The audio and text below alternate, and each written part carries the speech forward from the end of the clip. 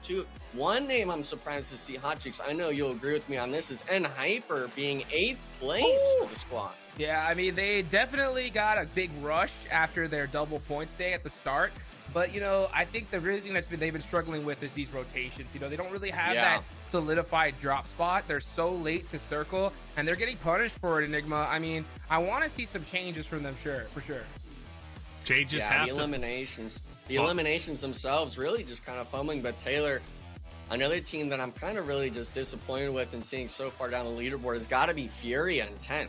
Yeah, Furia, right? Furious had these glimpses of, wow, they can bring the fire and they can be furious, but then they have these moments where it's like, God, where were they at? You know, they could do a little bit better. Their double points day, only 25, right? So that's on the low end, same as Titan Gaming and E7 SLR, but NRG Galaxy, NZ, two teams looking to break out of the second page onto the top page, right? 1 through 8. We'll see if they could do so. NRG Galaxy, one that needs to really step it up. They've just been there. They got our first NA win, right? But then all of a sudden they fell off and we're like, where have they been? Today, it's time to find themselves. And speaking of finding themselves, Hot Chooks, yesterday Mustache Dave found himself making some spicy takes, and what we're about to listen to is actually directed at you. Let's see what Mustache Dave had to say yesterday.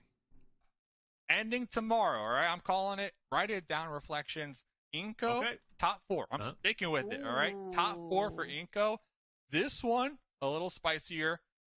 9Z, I'm going to say 5th place. I'm putting them there, man. I'm believing in 9Z come tomorrow. So 5th place for them, top 4 for Inco. So Dave coming out with the Fuego. Hot Chicks, you made the statement. Inco Gaming, they were going to fall down yesterday. They did not. They stayed up where they are. So he's saying top 4 today, but the spicy take, 9Z, jumping all the way up to 5th place.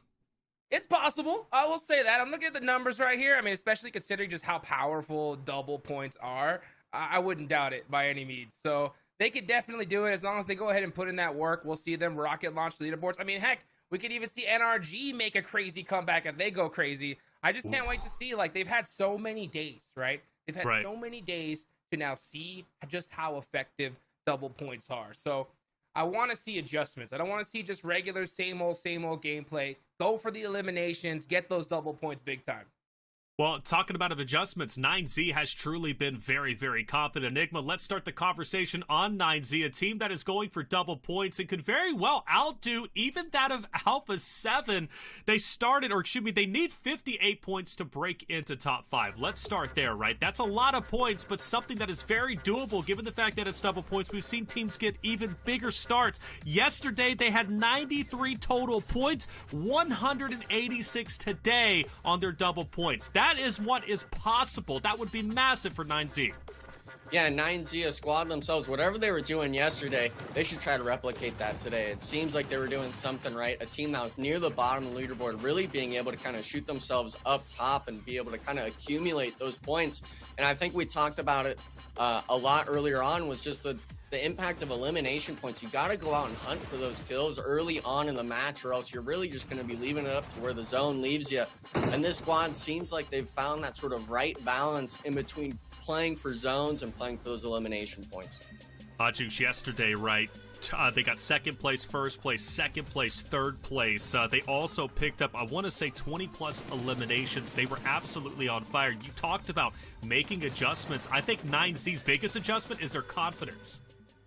Yeah, I mean, that's what it's all about. Is just you have to believe that you can take out these teams. If you're hesitant, you back off. Or, you know, I've seen it too many times at this stage where a player gets knocked out and then the rest of the team just falls back. And they're like, we can't take this fight. And they just go down because of that. So now, I mean, if there's any time to be hot, it's the day before your double points day. You know what I'm saying? So if 9Z could just replicate what they did yesterday, we're going to see them just jump up the leaderboard. So I do agree with Dave. I mean, it's a good prediction because they did so well yesterday. At the same time, you got to have that back-to-back. You know what I'm saying?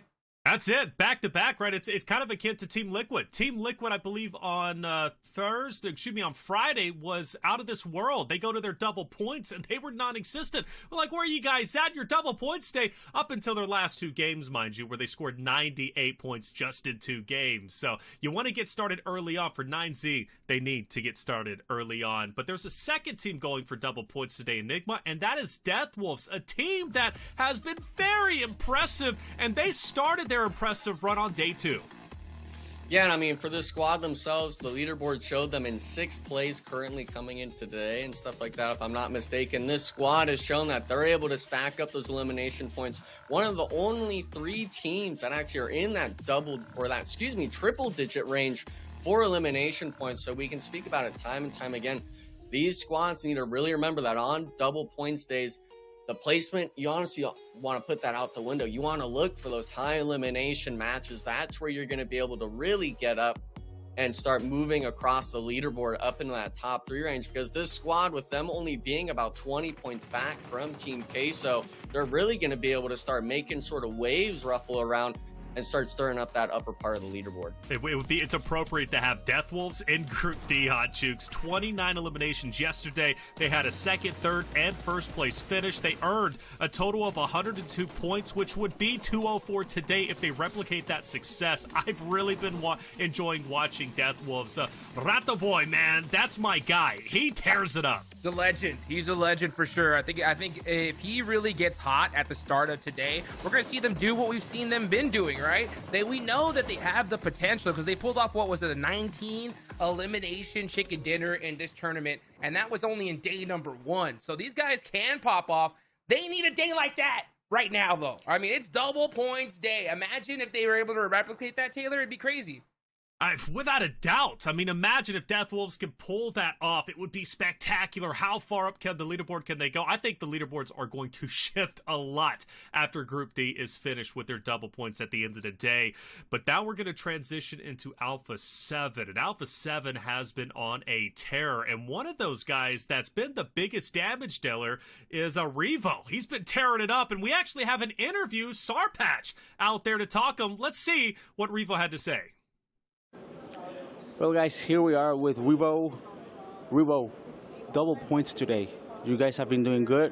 Yesterday was perhaps your weakest game, and it still was good. Look, everybody's saying that it's very scary. You guys are doing so well, and still you haven't done double points, and now you're going to get them. How are you guys feeling about it today? Yeah, we are feeling good, but we're going to stay with our game. We don't going to change anything. Of course, we're going to fix our missing the play, but we're going to stay with the same game. So you're going to stay with the same game? I mean, really, you don't really need to change anything. You guys have been doing great. But do you feel it with this format? Is there any extra pressure on this double points day? I think no, it's the same thing for us. We don't feel the pressures. I think because we have so much experience, so with that we don't feel anything. They don't need to change anything. Of course they don't. It's Alpha 7. Let's go. If it's not fixed, hey, if it's not broken, excuse me, don't fix it, all right? That's the key strategy for Alpha 7. They're in 2nd place without double points. Hey, they know what they got, Hot Chooks. It's business as usual, baby. Business as usual. These guys don't got to worry about a thing. I mean, Alpha 7, they've been in positions like 1,000 times more stressful than this, so I'm not surprised to see Revo just like, oh yeah, double points, no problem. Yeah, we'll just do this, and then I go home. That's right.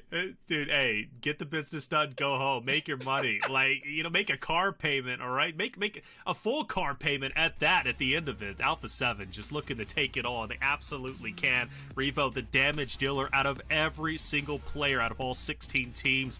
Enigma, Alpha 7, 28 elims yesterday. They didn't have the best finishings, but they were very consistently outside like top 4, top 5, top 6, despite them not getting despite them only getting one top 3. But the good thing is they have the most wins, 4 wins, right? Tying that of Team Liquid. So they're very consistent. And also yesterday, I believe they had the most points out of everyone, 111 points gained. Jeez, yeah, and I mean, for this squad, it's scary saying that they had the most points on the day, so to speak, when they haven't even reached their double points and stuff like that. And usually when you go later on in the tournaments and stuff like that, teams like Alpha 7 will really start to exploit and adapt their sort of game plan against these teams that maybe haven't been able to stand up against them in some of these fights. So a squad like Alpha 7, especially having someone like Revo, the rest of the squad, they're all namesake players from the region as well, but having him coming in and saying, yeah, we're just going to play our game. We're going to be just sticking to our guns and making sure that we're not making any more mistakes than we have in the last few days. I'd be scared for the rest of the lobby.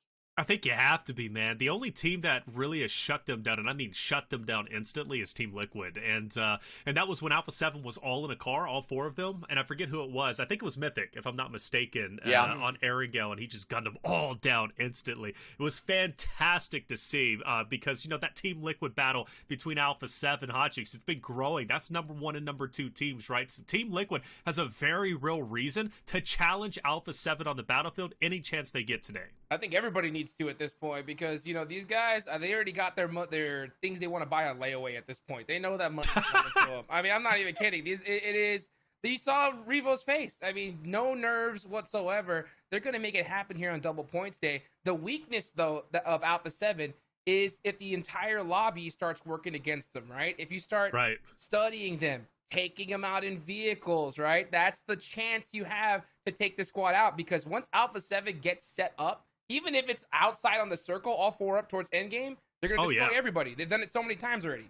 I think it was Miramar Sandhawk, right? E7 was set up in the building. They were out. Alpha 7 was in the open, and they just pushed up and pushed up and pushed up, punished them, and then won a game they absolutely should not have won. The only team that could have pulled that off was Alpha 7, and it was Alpha 7 pulling it off. But there's one more team in Group D earning double points today, and that's NRG Galaxy, a team that is, well, they've been struggling. They've got a victory, but yesterday they only got 35 total points. That's not a lot. Even double points day, that would only be 70. That only takes you up so far. So I need to know what's going on. Of course, we have Sarpatch, who had a chance to interview NRG Galaxy. Let's hear what he had to say with Fate. Hello guys, here we are just about to start the last day of the week. We are with Fate from NRG. Here we are at the booth. It's right here. This is how you like it. Fate, how are you, bro? Double points today. Double points today. How you guys feeling? How you guys preparing for today? Looking to play more aggressive? Feeling pretty good. Yeah, we have to stay confident, stay calm. If we have a bad game, it's not the end of the world. We get a win, it's double points. That's like 40 points, and that boosts us up a lot. So we just have to stay calm, confident, make sure we don't make the mistakes. We had the whole week to learn on what we've been doing wrong and make sure we cover them and make sure that everything goes, perfectly. So, from what I'm understanding here, is you're gonna try to go for the placement points. You're not gonna try to play more aggressive, or we'll play more aggressive as well. It's part of what we learned from today, but we're gonna make sure that we get the chicken dinner. That's very important. I love it. I love to hear it, bro. Best of luck. Let's go in A. Double points for NRG. Thank you for that interview, Sarpatch. As we heard from Fate, NRG Galaxy getting a bit more aggressive. Enigma, you've been breaking down NRG Galaxy, though. You've been looking at them and figuring out what they need to kind of fix, right? You've been a competitor yourself. What are they doing that you're just not happy with?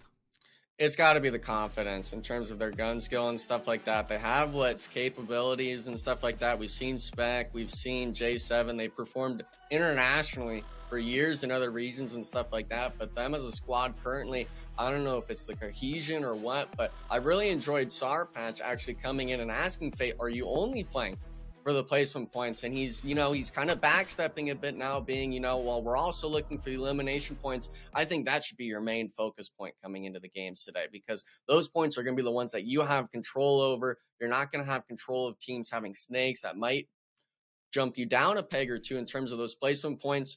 Really not liking what I was hearing from that interview. The only time we saw NRG Galaxy come alive, Hot Jukes, was day number 2, and it was on Miramar, where they got a 10 elimination victory. Outside of that, we really haven't seen too much from NRG Galaxy, but the good news is they did say they were working on their confidence in the interview. They are going to try to get aggressive today and slay out. And Hot Jukes, Enigma brings up a great point, right? Double points, eliminations, they absolutely matter. We've seen some high elim games that result in 50-plus games. That would make a massive difference for NRG Galaxy's position on the standings. Yeah. Look, Fate needs to treat this game like he treats his interviews. You know what I'm saying? Just good old boring gameplay. That's what we need to see from them. I mean, they're overthinking everything. I mean, we see them do these kind of crazy splits. They're trying to do this stuff that I think that is just, at this point, out of their league. They have insane gun skill. We know it. Just play the game, just like the way you're doing the answers. Yes, we're here to play. We're having a good time. Blah, blah, blah. If you just do that in the game, we're gonna see them have success today. So you're saying back to the basics. Hey, there's nothing wrong with that. It's just like Alpha 7 said in their interview. We're going to continue to do what's working. Now, NRG Galaxy, there's not a lot working, okay? So go back to the basics and quite literally just, I don't know, hunker down, figure it out. Figure it out as you go. It's 7 points, after all. I think Game 1's going to be very telling to see what NRG Galaxy is going to be up about. But, I mean, come on. It's going to get scary. Let's find out how the teams for double points are going to do. Without further ado, Hot Jukes, Enigma, take it away for game number 1. Let's get it going, baby. It's Sunday, and it's Alpha 7 Day. That's where all of our eyes are on right now because they are looking to get that first place. Enigma, it's good to be able to cast with you on the desk, brother. I know you're excited as we're getting into another day of PUBG Mobile action. Sunday fun day is how I like to call it. And for the most part, these teams, I mean, you gotta have fun out there. For the most part, we know the people near the top, like Team Liquid, Alpha 7, Team Queso. I know they're having fun on stage. We've seen the player cams and stuff like that. That's kind of the awesome part of LAN, is you get to see the real raw emotion when a team's able to pull off a win and stuff like that. But for these other teams at the bottom, even if you were to get a win, does it really feel that well? I'm calling out NRG. I'm looking at SOLAR. We're looking at Titan Gaming. A lot of our NA teams, unfortunately, kind of holding up the bottom of the leaderboard. And I think the best case scenario is like how you said it, Cheeks. We got to go back to the basics. And what better map than Erangel to be able to go back and really try and sort of test those basics on the squads. Yeah, one thing I'm going to be looking at, though, right now is Primorsk. And it looks like NRG are going to have that to themselves. Influence Rage taken off, so they're not going to be able to, or they're not fighting NRG all the way down there, and that's actually a good thing for them because this is a northern circle. So Influence Rage looking to go ahead and take that Yasnaya position. NRG is going to be down south, and they're going to have to get moving. And then Hyper heading on over to Severny. That's a very fortunate drop for them. Yeah, Severny is always one of those drops where, it works out when you get the zone like this, but whenever you get those sort of melee-based finishes on the south, you really are just punching the air, looking at botations and stuff like that. High enough, though, you did say that they were dropping on NRG before. They're actually choosing to fight now with the Be Bold squad that opted on this western side against Naya. And this was always a discussion for the longest time in pro play, is kind of what drop spots around the map are actually able to be split. There's like enough loot and that sort of stuff. And Yasnaya is one of the very few on any of the maps where teams can confidently kind of drop next to each other and they choose not to fight. Yeah, they choose not to fight. And I mean, we've seen this drop before from Influence Rage. They have a couple different spots they take. Primorsk and this one, they decided to take the earlier plane path. So that's fortunate for a team like, NRG, because they don't have to worry about, being held back, especially in a circle like this. So Yasnaya is big enough for two teams for sure to just split loot. Nothing too crazy. So, man, today is a big day for so many squads. Well, other than the double points day, Enigma, who else are you looking at to kind of perform today? I'm really looking at Furia right now. That's a team that, they have the namesake brand. We know that squad is capable of greatness, to say the least. And that squad, in my eyes, has kind of been falling a little bit under the ball, so to speak. They haven't really been able to get on top of it and start performing the ways that they should. And for this squad, they have a lot of just, I want to say errors maybe in a few instances. I'm not sure if it's just maybe the nerves on stage or what, but this squad, I feel like, hopefully after today, they have that 2-day break, that sort of kind of relax, unwind from play. Hopefully they're able to kind of get their nerves back together and sort of kind of collect themselves for next week. For sure, for sure. A team I'm going to be looking at least for this game, it's got to be Hyper. I got to be looking at Hyper. And the reason why I'm saying Hyper is, of course, you know, we're the English broadcast. We got to talk about some other teams. Alpha 7's the obvious storyline here, you know.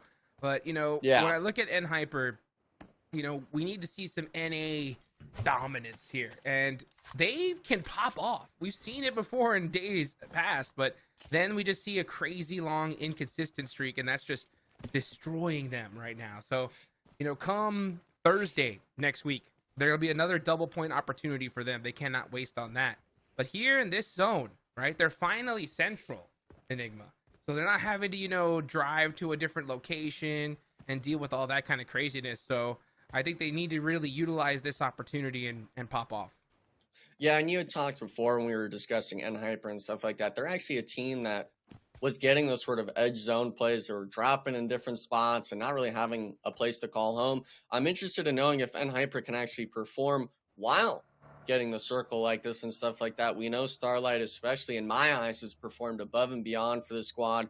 Maybe those sort of cold streaks the squad has is just that sort of Hyper curse, as we like to call it. But for this squad, I'd like to see them really start to put the pieces together in terms of eliminations, at least fully commit as a squad against these Brazilian teams, because even if it's a 3-man of Alpha 7, of the Team Liquids and stuff like that, they're still going to take the fight to you even as a 3-man. Yes, just they will. off of sure knowledge alone, knowing that we can't kowtow out of this fight. But right now it looks like Inco Gaming is going to be taking the fight up with Be Bold. Well, let's see how Inco is going to be able to do. They had a crazy day on their double points day, right? So let's see if they can hold on here. Be Bold, though, getting a nice knock there onto 7 with that AUG. And he's actually in a really compromised position. So the rest of Inco, maybe they're going to try to support him here. But, ooh, 7 getting thirsted. That is it. So Inco, yeah, I think they're just going to try to avoid this fight now. Yeah, I don't blame Inco for kind of just tucking tail and running away. If I'm Be Bold, I'd almost want to keep trying to pressure with the vehicles and stuff like that. That was one mistake that they had kind of capitalized on, was Inco leaving a player on sort of this open side of the hill instead of having that forward position. Not sure if it was kind of miscommunication on Inco players and vehicles and stuff like that. Would have liked to see some more aggression out of them, but Be Bold, you know, they're a team that's around that middle pack and stuff like that, needing the points. Luckily starting off pretty decent for game number 1. Yeah, starting off not too bad. I mean, I think it was with you, though. I think they should have just rushed Inco. You know that you have a man advantage. It would have been worth a chase down for sure. But yeah, at the same time, you know, I understand why they don't want to get third party. So, you know, sometimes it's better to play it safe rather than sorry. But, you know, still super early in the game. Not a lot of action just yet. As far as rotations go, the teams that are on the far outskirts, we're going to be looking at Team Liquid. They're coming all the way from military base, and they seem to have a pretty decent path on their way in. NRG is going to be hugging that ridge line, or they're going to be hugging that ocean side there on the west side. And Titan Gaming's coming in from the east, so these are the teams that are going to be having to come in late to the circle. Yeah, and a lot of these teams, it looks like, especially for NRG side, unfortunately, Team Liquids, the Team Quesos, they're opting to go all the way to this western side. So we might see teams sort of take those little pod shots at each other, maybe even sort of bridge camp some of these zones, because it looks like a lot of teams are favoring that northern side of the river. It sort of splits this zone in half. So these squads, hopefully, if it doesn't shift towards shooting range or anything like that, they'll still have room to play coming in these next few zones. But right now we're seeing it as well. Alpha 7 trying to just find a little hidey hole spot to play, having to actually just give it up and run away. INF shooting them from the top side of the hill, and just to the west of them, of course, they know that Severny's going to be taken, and Hyper just hawking this water side, not letting anyone rotate in. Yeah, trying to avoid it. Trying to avoid getting pushed up on right now is going to be huge. And you know, one team that always just constantly seems to pick on Hyper is Alpha 7. We've seen them catch Hyper off guard and just absolutely destroy them so many times. So I think Hyper had to have done their homework, kind of see what their rotational pathing is, and they need to keep out because they're mighty close to each other right now. But this next zone's about to pop. Yeah, everyone's next to each other. The zone shift actually goes west of shooting range. So a lot of these teams that opted around Severny and stuff having to make the mad dash in now. But you were talking about Titan Gaming and stuff like that. They're coming into a lot of different colors on that map on that eastern side. People are definitely going to start losing players on rotation. Yeah, Yes, they are. And this is going to be really tough. You can see how many of those teams are there on the bottom right side of the map. Oh, boy. We're going to see some battles here. Furia taking this plane position over by shooting range. They're going to be holding down this crash site for now.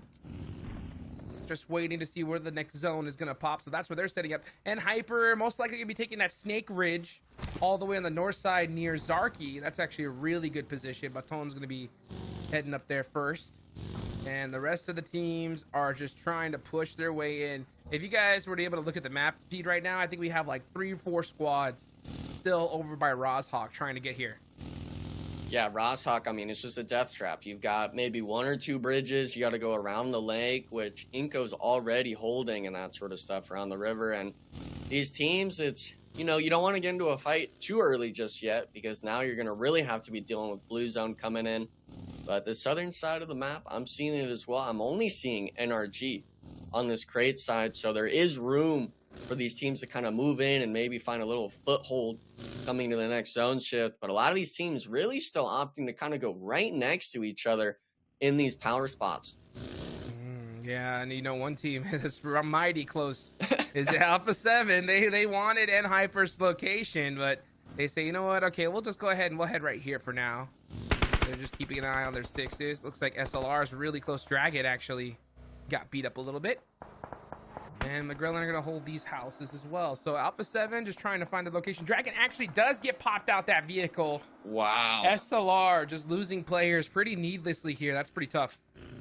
Yeah, I think a lot of it just comes down to the experience with using vehicles to scout spots. We saw him just to the north side of Alpha 7. The rest of his team actually straight south of the squad, so he was kind of looking for maybe an off angle to get a knock or something, but Alpha 7 fully aware, and if you don't turn that car correctly, Jukes, it's just going to be getting absolutely beamed out of one of these vehicles. And I love seeing the sort of competitive, I guess, evolution we have over the last few years, but we'll have to put a note into that because 9Z actually taking the fight with the rest of SLR holding up in this compound. And it looks like SLR is going to take them out, and Rules of War can eliminate 9Z. And this is their double points day. So not the start that they were hoping for. Hopefully we could see Mustache Dave proven right. But it's going to have to be in the next 5 matches because they are out of here. But you know what? We're starting to hit circle number 3. Going to be coming up, and oh, we have a shift on over to the east side. So Alpha 7 and Hyper are going to have to leave once again. You can see them popping in their vehicles and getting on the move. And Rules of War taking that trifecta compound. We've seen them use that so many times in the past, and it just works out so well for them. Yeah, I mean, you're really kind of just blessed with the IGL making this call of, yeah, you know, that was a great call. Like, this is an awesome spot we're in. Now, Inco Gaming, they're holding a sort of edge spot against Be Bold, and Be Bold actually looks like they're going to get the knock, but not anymore. Nenabete butchering the shots, Jukes. Now, Nunez is trying to salvage the situation with some of these frag grenades. Be Bold, they had that finish early on against one of the NA squads, and now they're trying to bring it. If that nade would have gone through that window, I think he would have been able to get that double, but unfortunately it just barely misses. Nunez overcooking it. He did buy enough time for Vitali to get there though, but at the same time, B-Bull was able to get the entire squad up nice and healed as well. So it is a 4v2. Nunez has to get this initial knock here against David. What can David do? Oh, stun grenade, that could do it. He's blind. And Vitali does get finished, so now it's just Nunez, 1v4. Can he pull off a miracle? He's got the S12. It's essentially one shot for each player, but can't watch every angle, Jukes. Unfortunately, Inco getting finished. Maybe a little bit of BM at the end of that. I'm not too sure, but 4 eliminations now for Be Bold. Inco, they were that team in 4th, 5th place range. Now, unfortunately, going to have to sit there for, well, what I'd assume to be 20, about 30 minutes for the rest of the match. But the rest of these squads still having to fight. Titan Gaming opting to take this fight on the southern side towards the bridge against Rules of War. And, I mean, for the squad, Titan Gaming, they needed a game like this to start getting that confidence back, build up. This is one of the perfect squads for them to do it. Red should probably take his time here. He does have the man advantage. You don't want to get knocked. And he does get knocked. That is a double knock right there. Rules of War with the turnaround. hey, patience is a virtue, and that's what happens when you just speed things up a little too quickly. You can really put your team in a bad spot. And Victex holding it down with a jump out. Oh. Can he hit the shot? Oh, he's so lit. 1 HP. He's got to hit this. He gets the first aid off. His teammate, though. His teammate's with him as well. It's not even a 1v2 anymore. It's a 2v2, and Titan Gaming, what are we doing What are here? we doing? What are we doing? That was literally, yeah, that was bad. You called it. Like, what are we doing pushing up? And he had a pump shotgun. Like, I get, like, the shotgun meta jukes, but we all know it takes a million years for you to pump that thing after every shot, and really just trying to cut corners in a tournament like this is really just crazy for me to see still. That's the best way to put it, because I mean, we're talking just a few seconds, right? Just wait for your teammate to get there, secure a 2v1 just in case. I mean, you can't rely on your gun skill these days, especially with how like strong the DBS is. You know what I'm saying? Yeah. You're talking about if another player is just a 1/10 of a second faster than you, you're knocked. But let's go ahead and just keep on going right now as All Glory Gaming get eliminated. Team Gessel holding it down, but they're gonna have to now deal, I believe it's with N Hyper. Yeah, N Hyper right on top of the hill. M2M saying, nope, I'm out of here. And Potro and Silence are gonna go out just like that. So N Hyper getting a little active now. It's about time.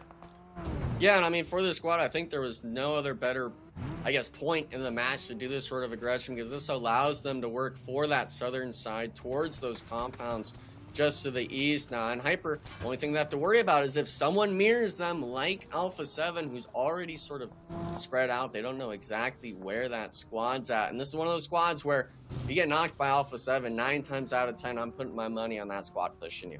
For sure, for sure. And, man, I mean, that's what you got to do whenever you get that opportunity, especially now.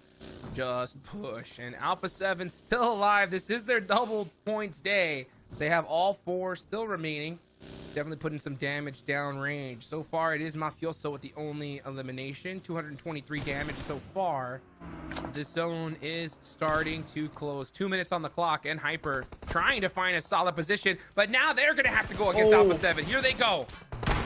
Yeah, they're pulling up. I mean, full send onto Baton in the front, just getting caught out. Now, Caprice does get a re-knock onto Revo, but Alpha 7 still has what seems to be the superior position. But if you hit your shots, FSS actually getting another knock onto the Alpha 7 squad. So then Hyper might be the thorn in the side that Team Liquid's wanting for Alpha 7, with them being so close on the leaderboard. My only issue is there's still a lot of time on that clock for Blue Zone jukes. Can N Hyper hold on to this position? All these nades are brutal. The FS getting it onto McGrellin was huge. And Hyper now just trying to get rezzed. Mafioso so hurt. FS, that angle gets taken away as he gets finished. So N Hyper with that 3-1 split does end up surviving, because Alpha 7 are eliminated with only 1 elimination. So not the start that they were hoping for. And Hyper just trying to hold on as a 3-man now. There's still so many teams here holding this edge. Yeah, and the tough part is I don't think any of those Alpha 7 players were finished anywhere close to the N Hyper squad. We see Starlight not even having a smoke grenade to his name to try to give himself a bit more cover, trying to just relieve the pressure, because we still see it. Caprice having 1 HP, trying to just get a full reset off. Does seem like the waters are kind of calming, though. Have 30 seconds left on the clock. And Hyper do get 3 eliminations out of that play from Team Queso, and then on to Alpha 7. Now the issue is going to be how that zone shift comes on moving forward, and what you choose to do as a 3-man. That is the question here. Let's see what Fudia could do, though. That was one of the teams that you were keeping an eye on. SLR just have had a really rough tournament here to start. And Jahan is in big trouble all by himself over there. And yeah, he does end up going down. So I believe it's still only 1 player left from SLR. It's White Elegy. Can he make something happen? He is the IGL. Not quite the crazy gunner that a lot of people may hope for. But he could definitely make something happen here. That nade tries to open something up. But yeah, Fudia had his number for sure. Yeah, and look at that. Even with Kayowski being knocked, the rest of his squad was still pushing up to provide that support. They were able to get the full reset with Fury as well. And we see the zone shift as well. They're on the edge, but they have one of the prime spots, being able to control all of this sort of plane dip and stuff like that. So Furia definitely in the prime spot. Their eyes now are going to have to be looking at that squad earlier. and Hyper and Influence Rage coming at him. Yep. Yes, they are. That was Team Kessel. They get eliminated. They had 5 eliminations so far, so not a terrible way to go out. But this is a big opportunity for teams, especially like Team Liquid, right? We know that Alpha 7 has their double points day. So, heck, they went out early. Let's make that lead just a little bit bigger. Let's see how they're going to handle it now as Chief all the way up. Has to get this knock against Be Bold. He does. Oh, gets one. Goes for the second. Oh, that buggy making it too difficult. Cardozen does come in, though. Ayala now in the mix as well. Gets a huge knock there. Team Liquid trying to get these points every way they can. Cardozen not able to hit the mark. That's going to make things that much more difficult. It's really up to Ayala and Mythic to make something happen.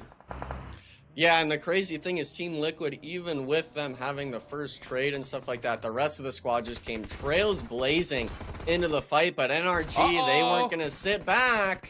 They were going to be going to the action. Fate pulling up maybe a bit too far. Mythic getting a return knock. Oh, no. I think Fate's so upset right now because the rest of the team should have been there with him. That was a 100% push opportunity.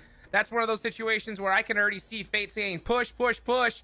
And the rest of the team was just not on the same page. That should have been an easy wipe right there onto Team Liquid if the entire team of NRG was there, but they just weren't. And man, it's those little mistakes right there that can make a big difference. Yeah, you've got to just be able to trust the call of your IGL. They had 3 players in zone. It was just Fate actually on that sort of push angle, but you're Fate, you're definitely calling that out. You and I can see it clear as day. We need a push for this because not only is that 2 elimination points from TL, that's really 4 because it's your double points day. This squad is needing every point they can get. And if you're questioning the calls of your IGL, if you're doing this or that, whatever the case may be in that situation, it's not a good look in anyone's eyes. Oh, not to mention you would have had those eliminations. That entire side of the map would have been yours. And you'd have all 4 people up as Stars gets ran over. And Hyper rocking these splits.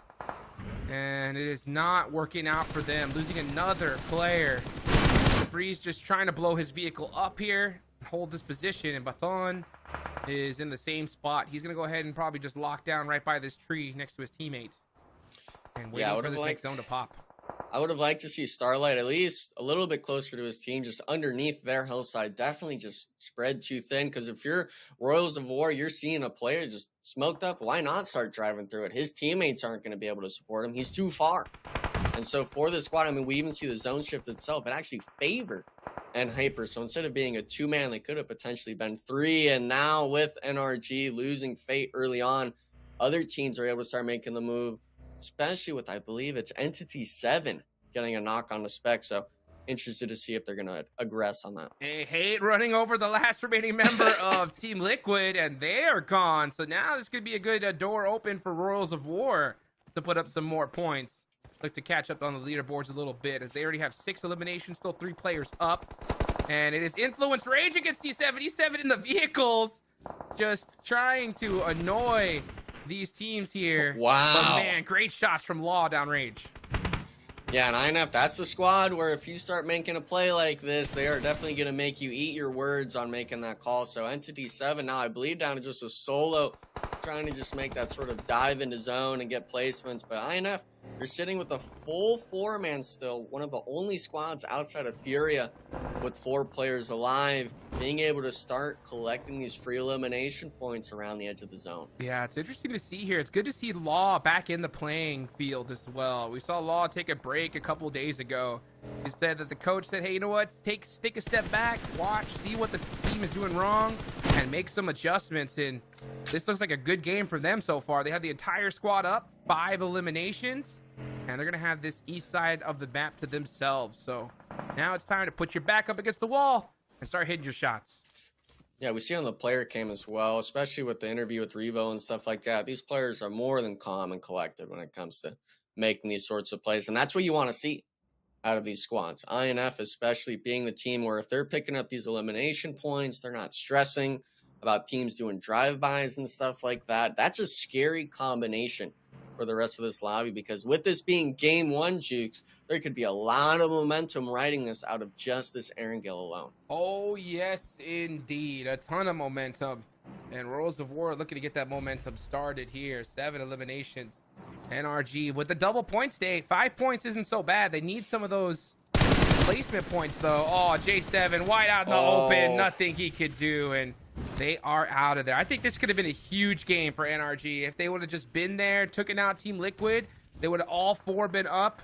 But man, little mistakes are so costly at this level. Let's see. Yeah. The team though that's capitalizing on what seems like all the errors right now though, Jukes, is Rose of War, the solo of Hyper being caught out. I believe it was Starlight at the bottom of that hill. Now NRG as well being the next team that was in their side. So the squad, even though their 3 players are up, we're seeing Big Tech, with 5 eliminations to his name for the squad, 7 already as the team alone. So these other teams in the lobby, I like what they're seeing. I just wish our NA teams were pulling stuff like this. Juice. Yeah, I mean, you could just tell like they're just trying to right now. Hyper Baton just driving around trying to get some intel, try to maybe catch some stragglers.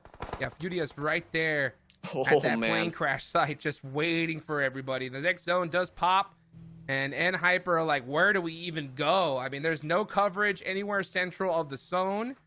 Fudia are holding that major spot. Yeah, I think they're going to try to push through that, but timing is going to be the key right here. And right now is not the time to push. You're going to get third-partied 100%. Yeah, I think you got to look for R2's in spot, if anything. On the far side, he's kind of isolated from Furia. Maybe enough cover for the rest of the Furia squad not to be able to beam you out of the vehicle, but we're talking INF and stuff like that on top of it, being able to have sight lines on you. You got to make the rotation there to begin with in just one vehicle. So Hyper's definitely going to be in that sort of backseat mode of what the heck do we even do in this situation? Yeah, what do you even do? At this point, it's just try to survive. Get some more points on the board. Next zone, yeah, this is stage 7. We're going to have one more circle shift after this, and then the zone will go down to nothing. Baton's already starting to get beat up, and it looks like Furia now have their eyes set on them. And Hyper are going to send it into this location. Yeah, and that is not the right time to do so, but sometimes you have no other choice. And Hyper is going to go out there with 3 eliminations. And now we're down to the top 3 teams here, Enigma. Yeah, top 3. I mean, Furia was the team I was eyeing out, calling them out at the start of, hey, you know, I'm needing to see some fire come out of you and stuff like that. And it looks like they're bringing the aggression to them. But Rose of War now, since Furia has so much control of this plane side, all these other teams are having to opt for the hills. And now, I mean, you're kind of just grasping for straws of what cover. Thankfully, you know, Aragod has a crate, but how long will you really be able to even play this sort of position? Yeah, it is not looking good. I mean, even with smokes, yeah, people are going to know exactly where you are. And here come the nades, looking to take out Vicdex. Does he get the crawl? I think he does for now, but now here comes Diego and squad with those nades. There's nothing they're going to be able to do. The mollies are out. Aragon's forced to run out in the open, and a clinic being put on by Influence Rage. That is exactly how you handle that situation. Yeah, I mean, Rose of War was just in this sort of bowl spot with all these nades coming down. I mean, eventually one of them is going to connect on you.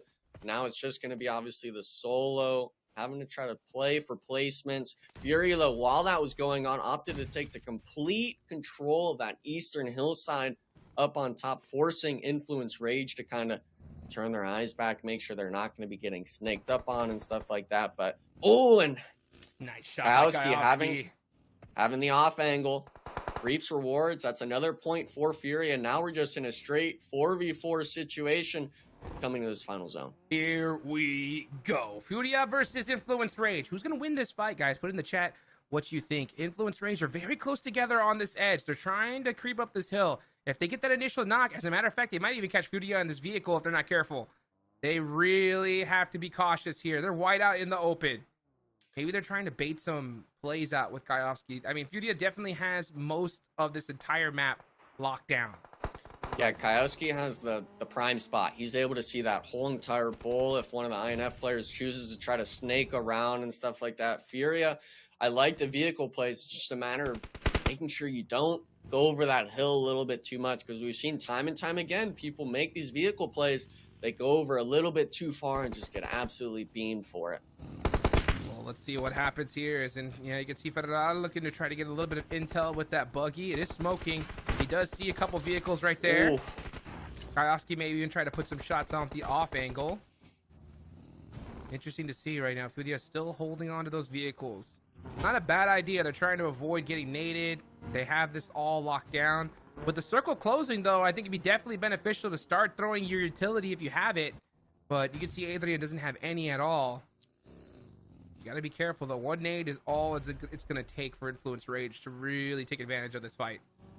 Yeah, and the zone close that's happening right now will be very slow, of course, but Fury, I'd almost like to see one of them start to play that snake angle, play for that sort of gunfight in case INF chooses to creep over the top and take those shots onto the vehicle. But now we're seeing it.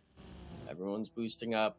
Everyone's going for this sort of plays right now. They actually opted to leave another solo of Fury on the eastern side, and now all these off angles, Jukes, are really starting to reap rewards. Who's really going to be winning this fight now?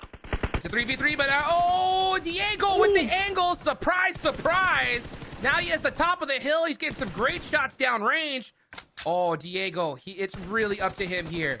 He's going to get the first. Federal gets another knock. It's Influence Rage turning things around and said, oh, you may have the advantage of the map, but guess what? We got that gun skill, baby. And now it's all up to Augustus to try to make something happen for his squad.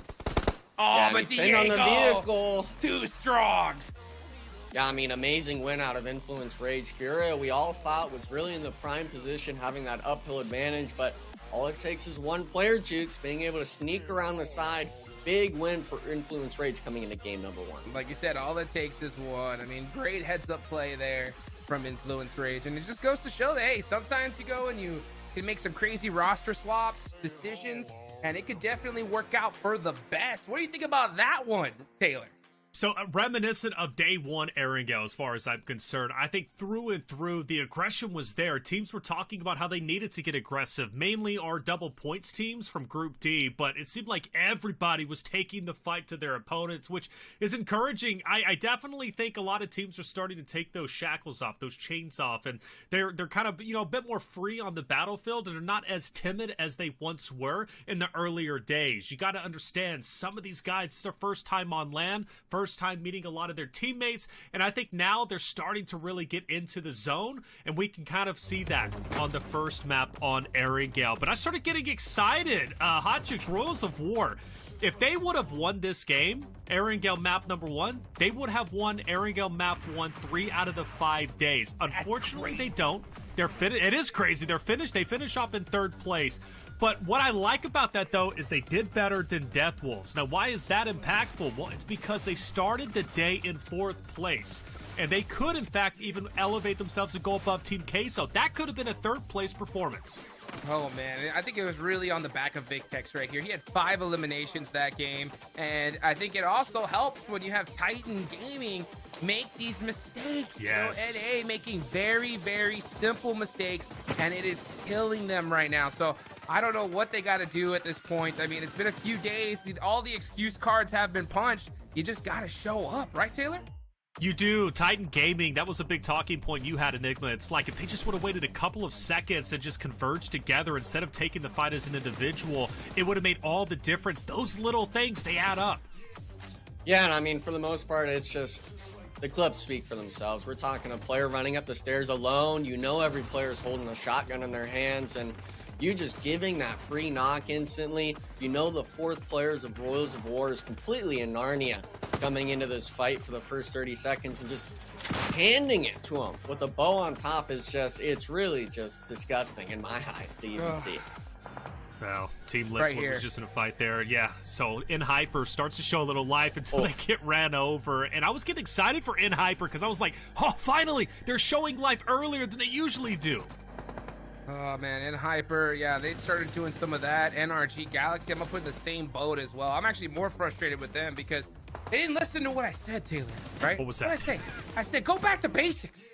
Don't do anything interesting at all. What were they doing even splitting in that position? If they were all 4 just been together, Team Liquid would have been taken out and they would have been able to run over everybody.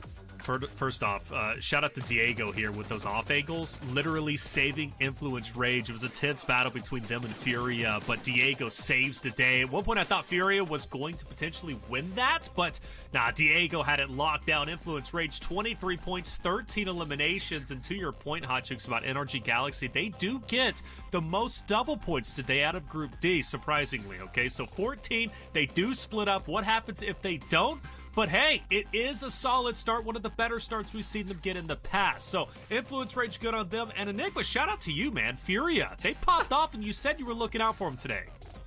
Yeah, and I mean, for the most part, I wish they won, that last fight at the end, but they played the fights amazing. They held off N Hyper. They're able to force Influence Rage off of their position for them to really be able to focus on just one team at a time.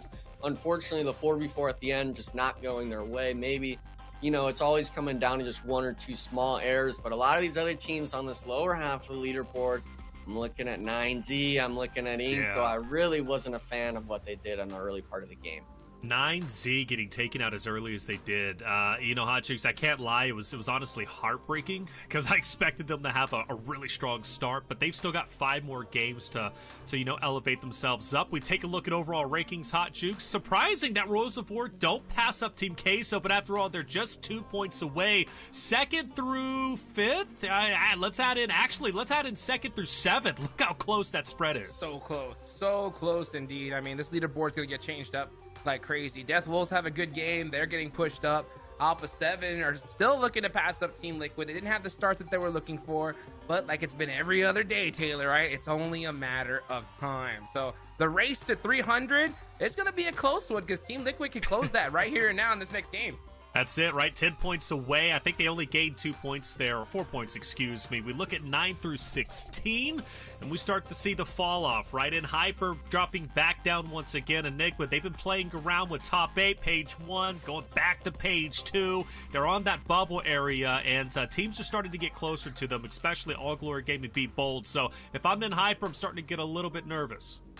Yeah, I mean, especially Game 1 speaks for itself. We're talking they make some great plays early on. Yeah, they lose a player or two maybe, but then it's just something like, what the heck are we even thinking, guys? So, and Hyper, I'm hoping they're able to kind of keep their balls together, so to speak. That sort of heads, their minds collected going in at least to that zone 7 or 8. But the rest of the squad we're seeing, obviously NRG and stuff like that, they moved up slightly, but that's to be expected. You have double points. You're so far down the leaderboard at this point. I mean, the only way you can go is up. That's it. Well, for some teams, hopefully, the only way they can go is up, right? For other teams, maybe they can go down quite a bit, depending on how close they are to the other competitions, or competitors, I should say. But game number 1 is done. Erangel wraps up. Congratulations, Influence Rage, with a stellar game. 13 eliminations, the winner chicken dinner. That puts them in a very, very strong place to go into the remainder of the 5 games. Miramar map number 2 is going to be coming your way shortly. Before we hop into that, though, we're going to take a quick break. We have an interview. Sarpatch, Death Wolves, Igor. We get a chance to hear from him and what Death Wolves is going to be all about today on their Double Points Day. All right, guys, here we are with Igor from Death Wolves. Igor, your team has been doing great. You have double points today. Do you think you have to change anything, or are you going to continue? Vocês estão fazendo muito bons, estão ganhando muita coisa, vão mudar alguma coisa com double ponto? Não, a gente vai manter nosso jogo agressivo e vai continuar fazendo o que a gente sabe fazer, matar. He says they're going to continue with their game. That's how they know how to do, and to do what they do, which is to kill. Are you going to try to get more placement points, or are you going to, stay balanced, or go for more kills? Mais balanceado, pontos de posicionamento, ou mais kills? Vai realmente depender da partida, porque tem saves que a gente joga mais por kill e outras que demanda mais o posicionamento, mas na maioria das vezes a gente vai buscar kills. Yeah, he says that it'll depend on the match, it'll depend on the zone. Sometimes they have to be more cautious because of the zone, but they always are looking for more kills. Irmão, muito obrigado. Death Wolf. Hi everyone, PUBG Mobile Metro Royale Chapter 20 is coming soon. Curious about what new content there is? Let's take a look. Our focus for this update is on bettering your gaming experience, so we've added a series of improvements. First, we've added quick action functions. Starting now, you can tap to repair all items at once on the loadout page, and you can open multiple gift packs at once in your inventory. We've also improved the firearm status at the start of the match. During the preparation stage, firearms will be reloaded by default and will be set to full auto firing mode. These improvements all aim to save your time while improving efficiency. Additionally, you can now earn EXP from Metro Royale matches. In other words, playing Metro Royale will now contribute towards raising your player level. If you bring a companion into Metro Royale, they will also earn companion EXP. Chapter 20 also brings brand new honor rewards and collectibles. What's different this time is that after you get certain gold collectibles, they can be displayed in your personal space of the main lobby. You also have the chance to unlock home collectible decorations. Place them in your home to show them off to your friends. With the new version update come enemies who've already infiltrated Metro Royale's Arctic base and Misty Port. While you're out exploring, stay vigilant in these areas, as Striders are active there. Oh, and we've also added 2 new firearms in this update, the P90 Cobra and P90 Steel Front. Don't forget to try them out. That sums up all the new Metro Royale content. Chapter 20 is about to begin. Hop into PUBG Mobile Metro Royale and experience it for yourself. We wish you all successful evacuations and bountiful loot.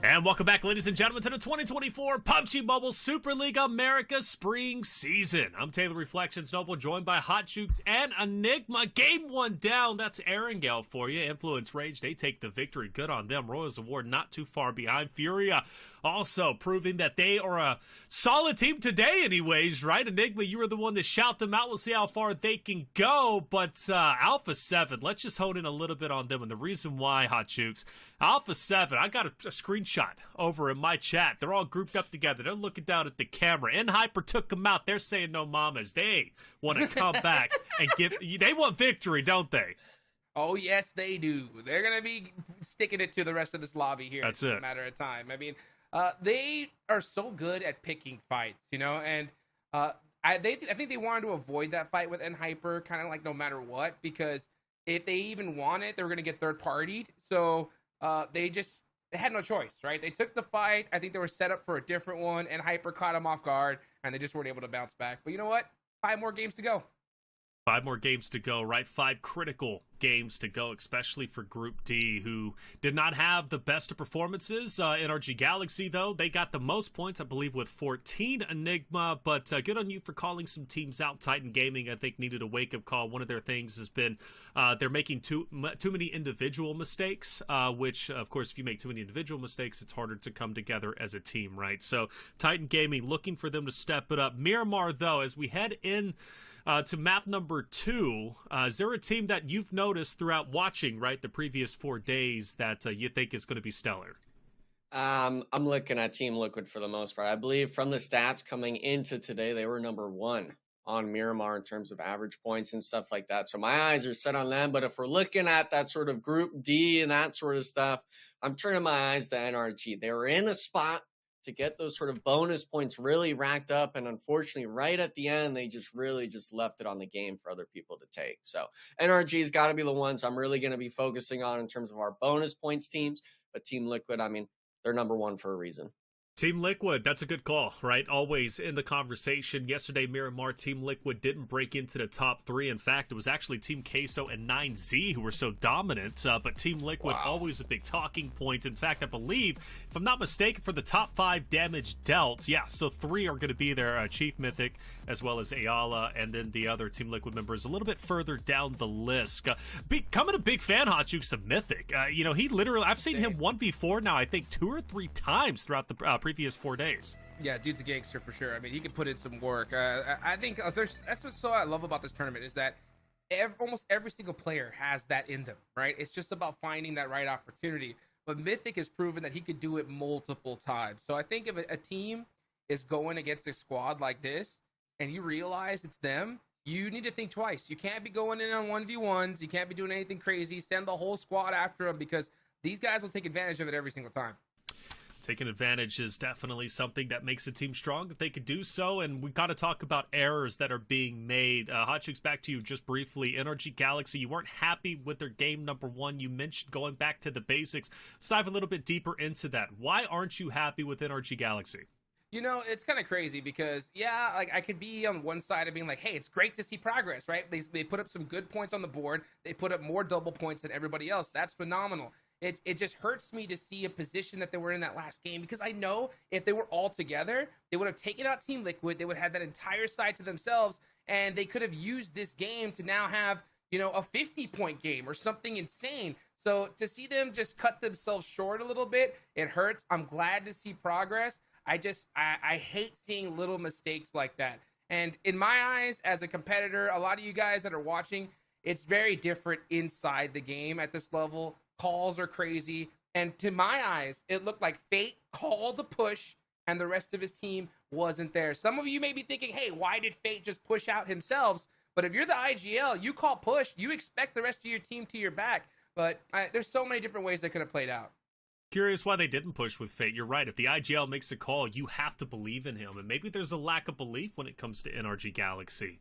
And that's concerning. If you don't believe in your IGL, which, of course, we're theory crafting, right? That might not be exactly the case. But, I mean, if you don't believe in your IGL, it's tough to make a team work. It really is. NRG Galaxy going into map number 2, Miramar.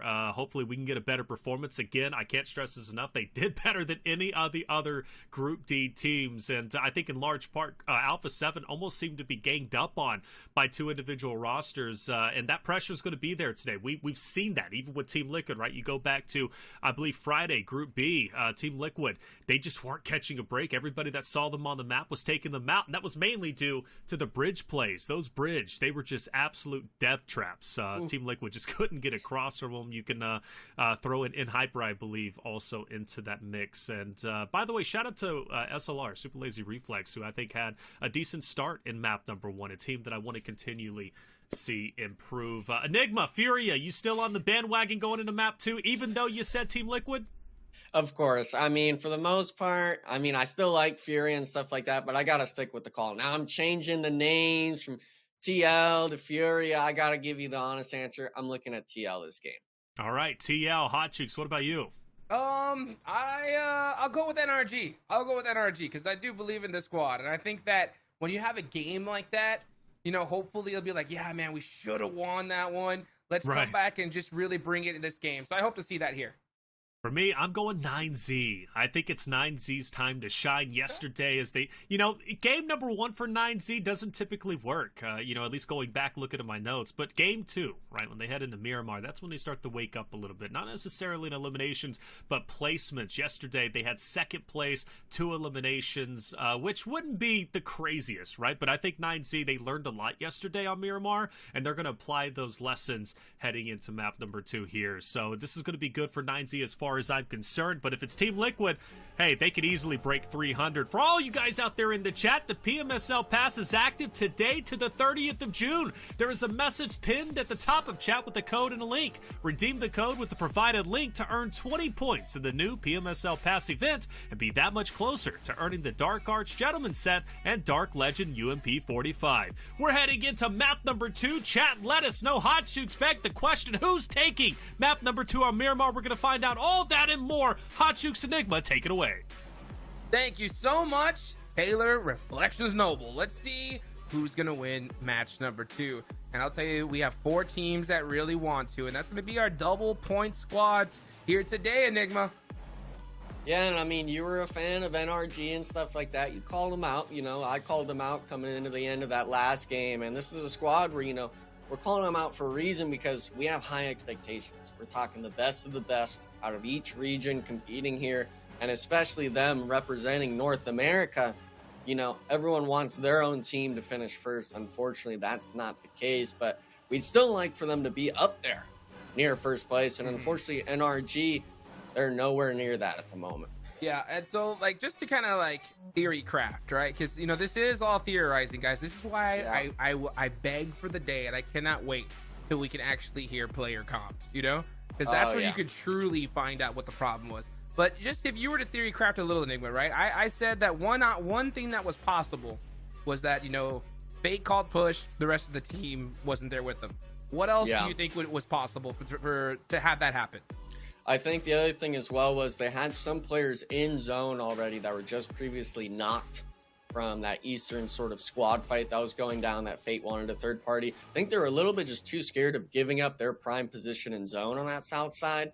But if you're Fate, I think you got to realize, you know, just designate one person. Everyone should know their role in a squad, whether it's an anchor, whether it's IGL, and whether it's gunners. And if my IGL is calling for us to third party this fight and you're worried about your spot getting taken up, leave the anchor. It shouldn't be rocket science, but instead all the players were kind of maybe pointing at each other, hey, do you want to go? Do I need to go? No, it should be everyone should know who's moving instantly when Fate's making that call. So I think it's just a little bit more of a miscommunication from the squad and maybe a little bit of a lack of confidence in Fate's IGLing. They are performing, you know, subpar to a lot of people's eyes as a squad. It is only the first week, but coming into the bonus points of today, this is when you're wanting to make sure that everyone's cylinders are going full speed and stuff like that, making sure that you're performing at your best for the most amount of points possible. For sure, yeah. I mean, there's so many things that could have happened. Like you said, you know, it could be that, you know, Fate, you know, again, you know, pushed up, made the call, the rest of the team wasn't there with them. It could have been that Fate maybe didn't verbalize push. Yeah. It could have been, you know, like I said, the team's hearing it but not believing in it. It also could be that Fate called push but wasn't really aware where his other players were and they were too far away. Yeah. You know? And then sometimes the IGL has to kind of just theory craft as well in game. Say, hey guys, like if there's a team here, we're gonna push them and kind of give them a heads up. Yeah. So they all know what up. But you know, one team that has that down is Alpha 7, right? Yeah. And that's the reason why that is the model right now, at least in this lobby. If you look at those guys, that you see them always together. It's like they have the same brain. Once one person sees something, they call it out. The other ones, even though they can't see it, they know what the situation is. And they're all acting at the same time. And that's why they're just destroying so many people in this lobby. So, I mean, we know that NRG and these other teams, they have it. It's just getting to that level. And it's a lot easier said than done, that's for sure. Yeah, I mean, getting on the wavelength, I mean, that takes months, if not maybe even close to a year. Like some of these teams have done, obviously Alpha 7, we're looking at Team Liquid, even Team Queso, where they've kept the main core of their roster potential for the last few months, 6, 8, 9 months, a year, maybe even 2 years, depending if we're going to pairs now and stuff like that. And when you reach that sort of mindset with your squad, it's a force to be reckoned with. And these squads, especially Brazil, being such a powerhouse in terms of gun skill and stuff like that, if all 4 players are on the same wavelength with that sort of gun skill, there's very few teams that'll stop them. We saw it in PMGO with them, I believe, placing second place, if I'm not mistaken. So the region itself has proven, especially with this point format that changed roughly over a year ago, that they're really starting to explore what competitive PUBG Mobile is going to look like. Yeah, I mean, it's so crazy at this level, guys. If y'all are watching, the things that could happen. you know, the insecurities that could happen amongst your players. I'll just give you an example. I remember one time in a tournament. This was a long time ago, right? Oh. But I remember where a teammate of mine got destroyed by this other team, and it was in the direction that I was looking at. You know? Yeah. And he was like, "Yo, you didn't call this player out? How did you not see him?" And even I couldn't believe it. I was like, "Yo, how did I not see him?" You know? It was supposed to be right in front of me.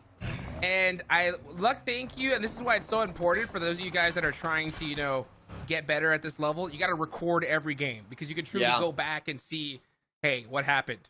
Well, we looked back at the recording as a team, and it just so happens I had a hollow sight on my weapon.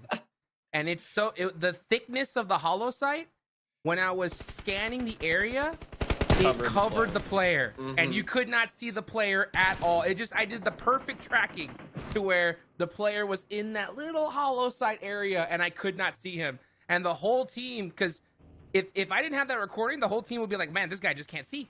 You know, like he just sucks. And we looked at the recording, and everybody went, "Oh, I couldn't believe it." You know, so you know, it's things like that. You know, fixing communication with your players that are so huge. But right now, this is a good fight. Alpha 7 looking to get some double points, going up against Fudia here, and Kayovsky trying to get it. Actually, does take down McGrell, that was big. There. Yeah, I mean, what can he do though? He's all by himself. Yeah, I mean, Fury, they're starting to lose players left and right. They were the team that I thought was maybe going to salvage it with that off angle, but Kayowski now just having to tuck tail and run. And we've talked about it time and time again of, you know, you take these 4v4 fights, what's a solo really going to do at the end of the day in this lobby? But Alpha 7, they're the squad that needed the points. I really wish that these teams maybe didn't fight each other till later on in the match, but Alpha 7 actually not losing a single player on their squad with the pull-up. Wow. So yeah, Alpha 7 getting that res. They're gonna get this confirmation as well. So that'll be big 3 points for them. Actually double it up. That makes it 6. So good start, especially after kind of rough game number 1. And that's the last thing you want if you're another team in this lobby. Is Alpha 7 starting to heat up. Yeah, and I mean, it's game 2 as well. It's not like we're talking game 4 or 5. We're talking early on that they're starting to really get these elimination points together. And I believe last match as well, they did have an early elimination on one of the teams along the north side. But this squad, we've seen it in almost any tournament they've played in, where it's them being able to pick up early eliminations. They just keep strolling on, doing their business afterwards. And then it comes to the late game, and you look at it, and it's, okay, how are they at 9 eliminations in Zone 5? Yeah, that's what happens though once you start letting them heat up. Now here comes the rest of Fudia, just that last player up against SLR. Oh, does get one. And White, Elegi, and the rest of the squad. Actually, it was Koi that got that finish, and perfectly right on time too, because if he didn't get it done right then and there, his teammate would have gotten thirsted for sure. Yeah, if the last Furia player, this is actually going to be the pull-up angle, flips the vehicle. I mean, at that point, you're kind of looking at... That's where you look back in the recording, Jukes, and you go, okay, you know, who was driving the car? Whose mistake was it? And then, like, that's kind of it. You know, like, that's the only person you're really pointing at in that situation. And unfortunately, it wasn't just the 2 players they lost. Furia tried to salvage that with the pull-up, but unfortunately, just a little bit too late. Alpha 7 just 1 second, maybe even ahead of them, picking up those elimination points. But with that fight with SLR, that ending point, I was really surprised that the SLR player wasn't thirsted. I think it was just the Furia player just getting nicked around the corner of the wall, kind of like on his shoulder or something with the last bullet. Because if not, I mean, if you're SLR and you lost a player there, that would have been a huge blow for the squad, because we're talking SLR. This is the team near the bottom of the leaderboard. Your confidence is going to shoot down drastically if you go down to a 3-man. So with them being able to keep 4 players alive, we also see the zone shift up north. This could be a potential momentum changer for the squad. Yeah, for sure. You know what? As a matter of fact, just if you were that player, right, that ran into that tree, right? You're an ex-comp player, Enigma. Yeah. Right? What excuses are you giving? What are you telling the squad? How are you explaining I'm just saying, you know, that's on me. That's how it is. Because, I'm just going to say that's on me, because if you're going to start coming up with excuses and then you run the VOD back, it just causes drama. And if you're a team like this, you got to hit that mental reset button early. Be like, hey, you know, we got to just, that was on me. It was one stupid, silly mistake, and let's just go to the next game. So Furia, hopefully they have that sort of mindset, that mental reset with it. It seems like they would be for the case, but the rest of these teams, I think, maybe struggle with that mindset. I'm looking specifically at NRG and stuff like that. I'm looking at N-Hyper, where maybe when these mistakes arise, that it's a lot more finger pointing and carrying that into the next game rather than having the mental reset afterwards and everyone being cool with each other at the end of the day. That is for sure. You don't want to be that player that just says, hey, was there a new update? That tree wasn't there before. You know what I'm saying? You don't want to be that guy right there. So, hey, we're now near Pecado, Sin City. Team Castle going to go ahead and try to get this res off. Yeah, I just want to be extra safe. Make sure his team, he does not want to be out in the open, that's for sure. Get in the building. Yeah. Okay, now go for and close the door on top of it. That's what I'm talking about. Yeah, I don't think anyone else was really going to be shooting you through it, but we have seen the clips. I think it was yesterday. The Team Queso player 1v4 Titan Gaming, and then immediately afterwards, another team had just shot him just through the window as he was getting a reset. So really unfortunate for teams to see. So maybe Team Queso saw that. They're like, yeah, we're gonna take our time and close every door. But now the zone's still creeping in. A lot of these teams, Jukes, are opting to actually play small little parts of the mountain just north of Picado. Everyone's got their own little spots. We're seeing Titan Gaming spread out above the Team Queso solo on this north side. And for the most part, it's going to come down to kind of how these zones shift in the next few ways, because if it goes into Picado, you're wanting to enter early. But if it comes out of Picado towards maybe Graveyard or all the way up towards San Martin, it's going to be you having to leave instantly with every team next to you looking at you. All right, well, next zone does pop on up. It's going to go a little bit north of Pecado right here. So you got Power Grid, Graveyard still in play, and Hyper stuck in the blue once again. So they're going to have to make something happen there from that edge side. But Team Liquid, the most central team right now. You can see Cardoso going to be heading on over to the rest of his squad.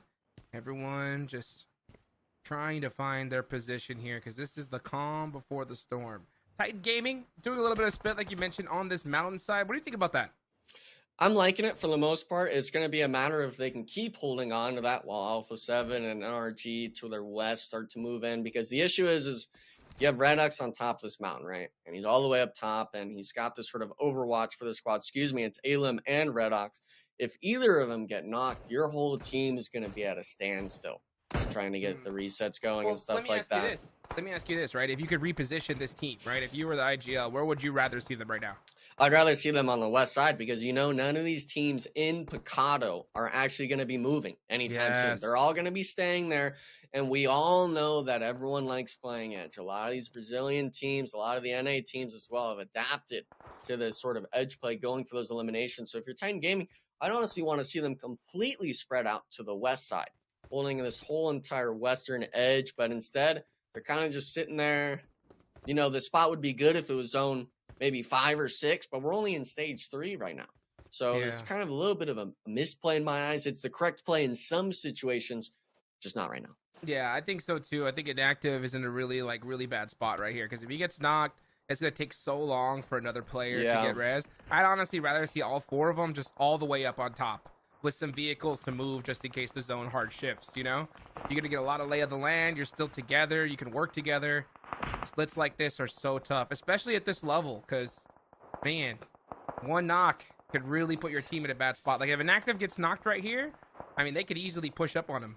Yeah, and even if he gets a knock, let's say, onto one of the Team Queso players, you're not doing anything. You're not making moves. You're not getting that sort of thirst when he's on top of, you know, the stadium building and stuff like that. And it reminds me of that discussion you and I have had plenty of times before of, why are you peeking stuff against minis and stuff like that across the whole map? You're wasting armor, you're wasting meds, and in this spot, it's more so just wasted positioning. Good point. That's a really good point, yeah. And who knows, right? Some people, maybe they know something we don't, but let's see what happens here between Death Wolves and Rolls of War. Death Wolves trying to put in some work here. Guizal just gonna take it down. It's all up to Rato Boy and Obscure to make something happen on this off angle, because both their teammates are hurt. Oh, and that shot from Victex. Victex has been so good so far to start the day. 5 eliminations from the last match. Oh, almost gets naded though. Rato Boy's a little bit too far with that S12K. Switches weapons and gets it done. Actually, it is Obscure that helps him out. Obscure has to win this against Coco. Can he do it? Yeah, 1v1 situation. The Rose of War players trying to just back up, get the reset going with his teammate driving in, making it a 2v1. But your Death Wolves, I think you got to just keep putting the gas, the pedal to the metal, so to speak. And now with Polgo, he's coming up with the DBS. All he has to do is just get a connection off. 1 HP. Oh, man. Rose of War thankfully winning that out, but unfortunately losing 2 players in the process. And that's not the only fight going on. We're seeing N-Hyper take a fight in blue zone against one of the Influence Rage players. Capri's losing it, but thankfully Starlight's there. FSS is well eliminated at some point during these altercations. So N-Hyper getting a little bit of reset. I think they'll be able to drive into the next zone from that northern side. And the zone shift happened while they were fighting Jukes. It goes all the way to the east side. So these teams on the west, like Titan Gaming, like SLR, like Alpha 7 even, going to have to start battling their way into the next zone. Yes, they are. Let's see if they're going to be able to do it. By the way, that's how you do a push, folks, right there. I mean, you just can't depend on those shotguns these days. J7 with a beautiful nade right there. That's just how disgusting that push was, right? You gotta get excited about that. As now we see Inactive with some shots onto Elite. Titan Gaming maybe waking up right here, and that's 9Z again. You know Taylor is mad. Oh, Taylor, I know he's punching there. Same with Dave. Of course, I won't be holding Dave. I'm holding Dave to it right now with it and stuff like that. But right now, Team K, so they're the team that opted to take Mikado early on, now taking the fight with Entity 7. Like a bit of a 2v1 situation. I believe both of these squads actually have their players spread out in Mikado, but it's all going to come down to, can you hit these UMP shots? And Silence for the most part, he's just holding it. Yeah, Silence being very silent right now. Hard peeking, baby. He said, you know what? I'm not 3 peeking. I'm hard peeking. Will E7 even look in this area? Let's see. Oh, they got the molly up. Oh, the confidence shoots through the door too. Oh, if you would have got 2, that would have been insane. But now, hey, oh, Potro, what can he do? Potro, 1v1, jump shot, not good enough. Potro took him down, and now running through. Oh, actually canceled that leap right on time too. Potro gonna try to get the res off now. Actually, no, he's not. Gonna do a couple more shots and get all the way to safety before he reses. Yeah, I mean, look at that as well. Another Team Queso player making it 3 now in the building, pushing up. Entity 7 just struggling to kind of find a spot where they're not getting shot from. Now it's down to just Franco, and if you're Team Queso, you're hitting that reset and you're jumping out the windows, but don't let him get thirsted, Jukes. Thankfully, that doesn't happen. Team Queso getting a full wipe on the Entity 7. Now we'll have to see if NRG chooses to push on that or not. Big points there from Team Kessel, just trying to extend that point score right now as they are in currently 3rd place. Looking to make a little bit of a gap from the rest of the lobby. Next zone about to pop. Where is it headed? And it is going to go even more to the east side here. All right. Hey, Be Bold now in a really good position. Team Liquid, not in a bad spot as well. Alpha 7, going to have to do what they do best, and they're going to have to put in some work from the edge. Yeah, and Titan Gaming, that's the team that hold the upper edge, but they allowed Alpha 7 to kind of weasel their way underneath them and really just kind of hold them to it. We're seeing it right now, a player on Titan Gaming getting knocked, but that's not the only spot that's having to make their way into zone. NRG now is going to be a thorn in Team Queso's side in Picado, and Team Queso's not wasting any time on this. All right, well, let's see what they can do. Malaz has forced to run out. That's a clinic right there. Throw the nade, pre-fire the door, and take him out. Now it's just Fate all by his lonesome. In a solo tough play position. Like, why are we choosing to do this play here, Jukes? Why are we not 4-man taking the fight? And I'll give props to Team Queso. You said it was a clinic right there, but the main key takeaway from that fight, Jukes, is going to be the amount of time left on zone. They can't wait if they want to get resets, and you'd rather take the fight sooner versus later in any of these sorts of zones and stuff like that. And we're seeing it reap rewards for them. These teams on the mountain, Titan Gaming, barely being able to get away, if that even is going to happen. Inactive, taking the fight to Fate. Now NRG eliminated. And Hyper eliminated. Oh, man, it's as just... well. It's tough to see, and a lot of these teams now, we're seeing Inco Gaming, they took that early fight on the eastern side, Jukes.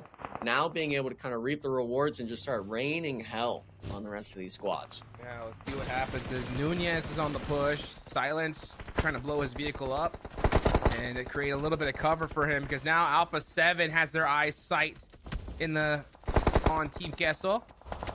Let's see what happens as there's still stage number 5, a minute left on the clock. Team Kessel still able to hold on, and you can already see Mafioso's got that mini out, and that is a brutal weapon to have in that man's hands because he does not mess around, especially a Miramar from long distance. Yeah, Miramar, that's the gun that you've hyped up before anyone else was using it, Jukes. I'll give you the props of, you know, you were saying the mini, that's the gun on this map. That's the weapon, that's the choice that you should be using, and we're seeing it happen right now. But I mean, what's the matter if you have any sort of guns? If Inco Gaming is able to just walk up right behind you and start raining down the nades, that sort of D-Day almost experience. So Inco Gaming now, unfortunately for them, you know, still having to waste a little bit of utility, but if they're getting the eliminations like this, I don't think they're complaining too much. Oh, not at all. Yeah, they'll use that all day, especially with those kind of elim numbers. 7 up on top here is going to be a great position because he's going to get so many sight lines. Then Abete takes down Milos, and that's Team Queso eliminated. Rules of War with only one player up. SLR, pretty much the last team for NA, still up here. And they're going up against All Glory Gaming. 1v1 situation, rest of the team not there, don't matter. Nice. Xiaohan gets him done. That was a big win because right now, I mean, he's able to stay on top of the mountain with his squad, really kind of be able to hold Alpha 7 back. Team Liquid is just below the ridge as well in that compound. They've been there essentially since Zone 2, and the zone shift happens. This mountainside, I was on the west side, Jukes, is essentially all going to be removed from the playing field, and we're seeing a lot of teams make these early aggressions, but inactive. I thought he was about to lose that. If you lost that inactive, that would have been brutal. But he doesn't. Had to step away. Yeah, that was I just got silent for a second, but inactive clutches it up there. Nunez not able to help out Nenebete, even with all that sight lines. I mean, that ridge line was so good. Yeah, and he knows exactly where he is, but he's not able to help from that position. And if he had a nade, he might even be able to reach that with that kind of elevation, but he does not. Nenebete does get thirsted out. And now here comes the rest of Inco Gaming. Nunez, yeah, was waiting for him. 7, very upset. Gets the elimination on inactive. Yeah, I mean, that's a real just kind of feels bad moment because you know the player's there, he's prone, and if you're in that Overwatch spot, you always feel bad seeing your teammate get knocked like that. But when you look back at the VOD and stuff like that, which I know they'll be doing, it's more so just really unfortunate timing for the most part. But now Alpha 7, they're having to actually make the push into the Team Liquid compound. 2 Goliaths, Jukes, going against each other. Now Team Liquid knows this is Alpha 7. They're going to have to expend all their resources to take them down, and that's exactly what they're doing with Koi on that off-angle, third-partying Revo. That's going to be critical for Alpha 7. So Team Liquid now throwing out the smokes. They want this push. They want to take out Alpha 7 here and now as they want to continue to hold on that first-place position. So they have every incentive to start pushing this. Can they do it, though? 4v2. They're in a building. Mafioso gets taken down by SLR, though. Wow! And Alpha 7 eliminated just like that. SLR helping out Team Liquid big time from that angle right behind them. Yeah, I think Team Liquid wished that they found out about that team sooner because Alpha 7 still had, I believe, 7 eliminations to their name. Double points, we're making that 14 right there alone. And with the placements on top of it, we're talking around that 20-point range potentially as the squad. So looking at Team Liquid, they still have all 4 players left alive, but I'd almost be looking to push out onto the SLR squad and pick up more points because if Alpha 7's dropping eliminations like that, you're going to need to make sure that you're keeping up in the same tally. That's a good point. That's a good point. You definitely want to make sure that you're on the move. You want to be able to soak up every single point that you can in this position. The zone now starting to get even tighter here as Team Liquid they're holding down that compound. They do not want to move at all. And SLR holding that edge. B-Bolds are probably in the best position here. They have most control of this map. This should be their game to win. Yeah, and I mean, Inco Gaming had to forfeit that top of the hill with B-Bold's position early on from the graveyard. They've actually basically just split this map in half with the B-Bold split. We do have a Royals of War solo, probably just hunkered down in one of the Shack center zone, and I think Team Liquid's opting to now just wait in their position scene, because if it shifts to the north, they're going to have to look for B Bold, maybe the SLR squad. But if it centers up or goes south, they're going to now have to worry about SLR on their back. They're going to have to worry about Inco Gaming on top of this split from B Bold. Well, let's see what ends up being the decision here as Chief now is trying to make something happen with that nade. Oh, just a little bit short. This is a hard one to throw. It has to be perfectly placed and perfectly cooked. Yeah, I'd be worried about SLR, though. Oh, a team nade! He nades his own team. That is brutal. 2v3, though. I mean, they're on the hillside right now. Cardozen's trying to take the shots, but Koi's playing it perfectly for the squad, and now it's just down to, I believe, Ayala. Actually, no, Chief went for a revive there in the smoke. Full aggression. Wiping out SLR. Team Liquid looks like they're maybe even going to be able to keep all 4 players alive. So huge come up for the squad here on this Miramar match. Now they're going to have to worry about the next zone shift. Yeah, now you got to get moving. I mean, they did it right on time. That was the perfect time to get those eliminations, because now they have a minute to work with here. The problem is they have nothing out in the open. They're going to have to push out, and Inco is staring at them, and they are getting beat up in the process, but they were able to just barely make it up to that hill. Cardozen, unfortunately, it is far too late for him to get rezzed. Mythic is going to have to make that push as well, but I don't even see him having a vehicle. Meanwhile, Be Bold, yeah, now they're like, all right, well, it's time to start getting some eliminations. Yeah, and I think if you're Mythic, you got to just start making that smoke train across the street. Hopefully you don't get beamed through it, but if you're all Be Bold, you know TL is at the top of the leaderboard. I expect you to be turning all your sights onto them, and it's like Team Liquid opting to rotate a little bit more into the next zone shift, but Inco Gaming's gonna have something to say about it. Yes, they are. Here goes Chief, though, trying to keep things alive for Team Liquid. They want to make that lead even bigger against Alpha 7, and they just get peppered up from the side from both Inco and Be Bold. There's not much you could do if you're Team Liquid in this position. Everybody is staring at you. Everybody wants these points. Oh, that tire is gonna cost a lot of money right there, because Lambo tires are not cheap. And the pressure from Be Bold right now is just too much to deal with. Yeah, the thing I like too is Be Bold, they were split as just solos essentially, but they condensed down to duos essentially, because if Team Liquid takes their fight with Inco like they are right now, they're in a position to third party the fight. They're not caring about the Royals of War solo and the Shack. Perfect nade. Wow. From 7. And, you know, Team Liquid, they played the match, you know, amazingly. It's just unfortunate to see the timing. Maybe if they had a few extra seconds of planning. Royals of War now getting eliminated as well, just ratting it out on the bus, it looked like. Now Inco Gaming forcing themselves into a 2v3 position.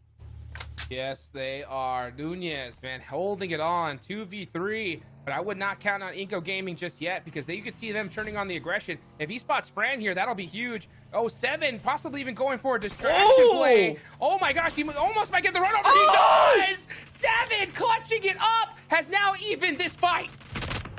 It's crazy too, because Nunez has the P90 as well. He's got the crate weapon for it. 7, he didn't even stop there. He kept going for the off angle. A little bit of Overwatch trying to get the fights, but Be Bold getting obliterated by Inco right now. A reset going down as well onto 7. So Inco Gaming, they had nothing to work with, and they still made something out of it.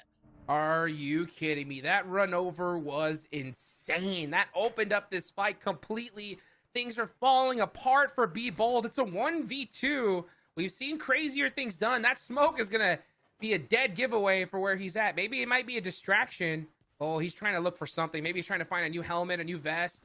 Oh, close range 45. weapon. Yeah, that might help him out a little bit. He knows that that's coming, but he might even get a chance in the first place. Yeah, I mean, for stage 9 Jukes, he's got the uphill advantage, but we're talking level 3 gear, P90s, M4s. A lot of this stuff is just really against you in this favor. Everyone's going to be completely reset. So it's a matter of kind of how this sort of zone plays out in the shifts. If I'm Inco Gaming, I'd look to have at least one player move up towards that center position. But it looks like they're actually going to opt to double up together in this position. Well, Fran is gone now, so that's that takes away the eyes from Be Bold right there. He had a little bit of time to kind of find out where the rest of the players. Oh my gosh, that headshot from 7. Wow. Goodbye. See you later. Said close quarter weapons. What are you doing with that? You ain't gonna get the chance, and you can see the pop off there.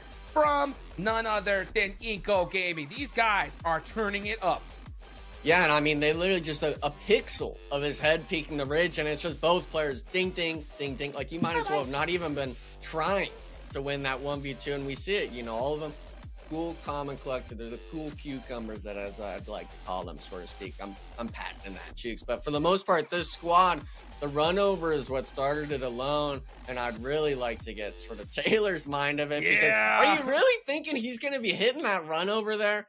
Well, without a doubt, no. Did I think he was going to hit the nade earlier on Team Liquid, right? No, Inco, man. Inco was doing it all, and so impressed with them and happy for them. Seven was the main player, right? The stellar player with the runovers and the nades. Inco Gaming, first time getting a victory since, I believe, day 2, and that was on Sandhawk. So it's been a while since they've been in the victory circle. And for Be Bold, first time for a top 3 placing since day 3. So big come up for both of the rosters, and let's throw Royals of War in there. Why not, right? 3rd place, 5 eliminations. Hot Jukes, that is a consistent performance from them when it comes to today. Right, game number 1, they finished 3rd place with 7 eliminations. We go into Miramar map number 2. They finish in 3rd place with 5 eliminations. So these 3 teams, they're on fire, but well done, Inco. Well done, Be Bold. They needed this. Oh, they needed it so bad. And yeah, I like that shout there for Royals of War, because you're right. They have been very consistent today. They're putting up some serious points. I saw that headshot not get that finish from that DBS, and I got a little bit worried. But, I mean, that is what I'm talking about. That's the name of the game here, is putting up consistent points whenever it is not your double points day. Royals of War doing that. And then come double points day, you gotta go crazy. And, what do you think, Taylor, about Alpha 7 right now? I mean, 2 games in, how you feeling?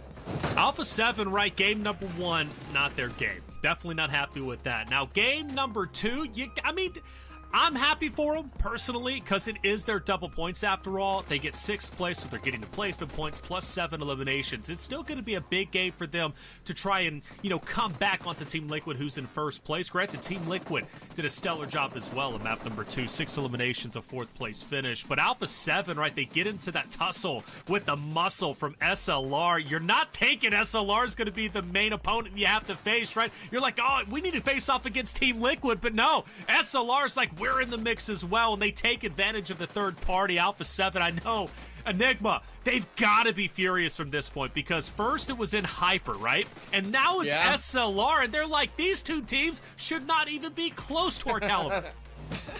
Well, I mean, they're having the gun skill, turn up, at least for the most part, but both of those teams that they're going against, that's really being the thorn in their side, you almost wish that those are the teams that finish in the top 3, but they win that first initial gunfight against you, and then they just absolutely crumble against the rest of the lobby's pressure. So if I'm Team Liquid, I'm kind of happy seeing them, struggle a bit against some of the NA talent, because we see it on the match rankings, and we all knew Inco Gaming was going to have an insane elimination count, 11 to their name after just that run over. But Be Bold, Royals of War, Team Liquid, all teams I'm excited seeing up here. I think it was a great game for a number of teams. This was a phenomenal map, Hot Jukes, for really, honestly, for 1 through 6. And like I said, Alpha 7 getting 18. That's pretty solid, but I mean, you taper that off a little bit because Team Liquid did get 10, right? And they already had a 50-plus point lead, I think a 52-point lead. So it's going to be narrowed down a little bit, but Alpha 7's still far away. And Team Queso, highlighting them, 7 points. Not the biggest, but I love that fight they had against E7. I do. I mean, they really put in some work. 7 eliminations is great. I mean, you can't win them all. You just can't, right? And your best hope is that when you can't get a good win, that you're putting up 6 points plus, and that's something that, you and I and Cameron talked about all the way in day number 1 of this tournament. So they did it. As we take a look at the overall, and Team Liquid, first team to hit 300. That's it. First team to hit 300, and also a meteoric shift for 3rd place Enigma. Royals of War, through their 2 consistent games, have officially passed Team Queso. Yeah, just 1 point, but I think it's a big momentum change for that squad, knowing that, hey, we can be in that top 3 placements as a team alone. We can also see Inco Gaming, though, moving up with Death Wolves and Influence Rage moving down the lobby, and of course Furia staying in that top 8 range. But the one team I'm really loving to see move up right now is, of course, going to be Royals aboard. They've had a solid first 2 games, and being able to see it matter on the leaderboard and the way it is right now, it's game changer. And look, Inco Gaming, they're starting. Mustache Dave, he was on to something, Hot Jukes. They are moving on up, okay? And they passed Death Wolves, which is big because Death Wolves were on their double points day. Inco Gaming isn't. So the fact that they continually move up despite not being on double points proves that they're a team that is refusing to quit. Okay, now what did I say? I said that after the end of the week, they were going to be at what, 7th place? Is that what Something like that, yeah. I think I was 7th, right? Right. I'm still on that train. I think it's going to happen. I think I think 7th or below, your 7th or below your train, it reaches the station. If they're anywhere above 7, you derail and you crash and burn. So I think Mustache Dave is on to something, Hot Jukes. 9 through 16 there. It's fully especially after that last game. That's especially after that last game. 9 through 16, man. E7 still there at the bottom. Hopefully they can improve a little bit more as we continue to move forward. Great games, good fights though. Really good fights. I know our segments are a little bit short, right? There was a lot to break down from that map number 2 on Miramar, specifically Titan Gaming. I know, Nigma, you made a great point about them, and you guys had a wonderful back and forth about their positioning when they were on top of the hill. Should they have had 2 up and then 2 down low? Were they going to get pushed on the western portion from Alpha 7? I think ultimately they end up getting taken down from AGG, All Glory Gaming. So not Alpha 7 per se, but I believe still a western team. Titan Gaming not setting up appropriately. Is that an IGL breakdown? I don't know, but I want to discuss that when we do come back from the break, and we are going to be taking another break as 2 maps are finished with. Map number 3, we're going back to Erangel to see who's going to take that one. As we do head to break, though, let's hear from In Hyper. We got Sarpatch talking to Stars. Let's see what he had to say. Well, guys, here we are with Stars. Stars, it was so close. I could smell it. It was so close. Tell us about the match. We probably could have won, but overall it was a decent first game. Like, honestly, I'm glad it wasn't a bad game, yeah, to start off the day. Sure, absolutely, yeah. Tell me, what was the detail that you think didn't let you continue on the match and perhaps win the match? We had some errors, especially with how I played in the second fight. If we could have won that fight, we should have a very good position to win the game. It's a good thing that we started good, right? It's a good way to start the match. Our host and casters from Brazil. But anyways, thank you very much. A great way to start the match day. Best of luck. Let's go NA. Thank you. Let's go NA. Yep, let's go NA. Let's go.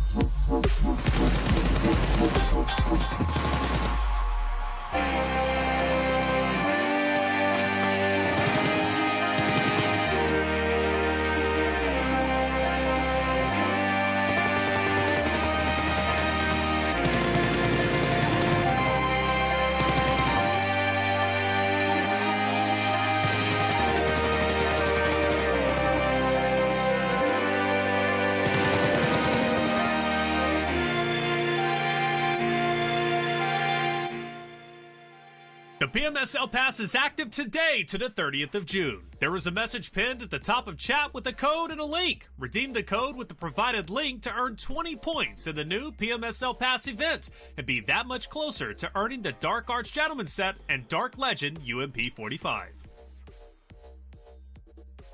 And welcome back, everyone, to the 2024 PUBG Mobile Super League America's Spring Season. I'm your host, Taylor Reflections Noble, joined by Hot Jukes and Enigma, 2 maps down, about to hop back into Area, where we saw an incredible start from Influence Rage, picking up not only the winner chicken dinner, but also 13 eliminations. But the tides have shifted a bit, and Eco Gaming, with the cars, with the nades, with 7, are showing that they're here to play, and how far can they continue to go? They're moving up that leaderboard. They're now in 5th place. Hot Jukes, Eco Gaming looking strong. Make the argument for Influence Rage, Furia, right? A lot of good names at the top. Eco Gaming putting in work. That was not an easy game to win. Let's put it that way, right? There's certain games where I'll call it out. If they got blessed, and I was like, yeah, they're supposed to win that game. They weren't supposed to win that game. Be Bold should have won that. But you know what? They refused to go down. And when you get a win like that, I cannot stress just how pumped up it gets your squad. You saw them standing up just saying, yeah! That's the energy I like to see. And the energy's been incredible. The aggression has also been great, too. If we look at replays from maps 1 and 2, you can tell that the teams are going at each other's throats. Enigma, I've really been enjoying the action today. It doesn't seem like the teams are slowing down. I haven't noticed any timidness. Have you? Well, I mean, for the most part, the squads that are ending in that top 5 placements, they're putting the pedal to the metal. They're not wimping around things. They're keeping it straight. They're going, we need to be taking this fight. And everyone agrees to it. It's not people second guessing. And the teams that are reaping the rewards are those at the top. Those eliminations numbers start adding up. And even for a team like Alpha 7, where they maybe got eliminated earlier on in that Miramar match, they still finished with 6-7 eliminations to the game. So these teams, they need to really start ripping maybe even the whole book out of these other teams' hands and really start putting it to themselves, because after today, we're a third of the way through the tournament. You're really going to have to swallow that pill of where you're at on that leaderboard and say, what can we do to make a difference?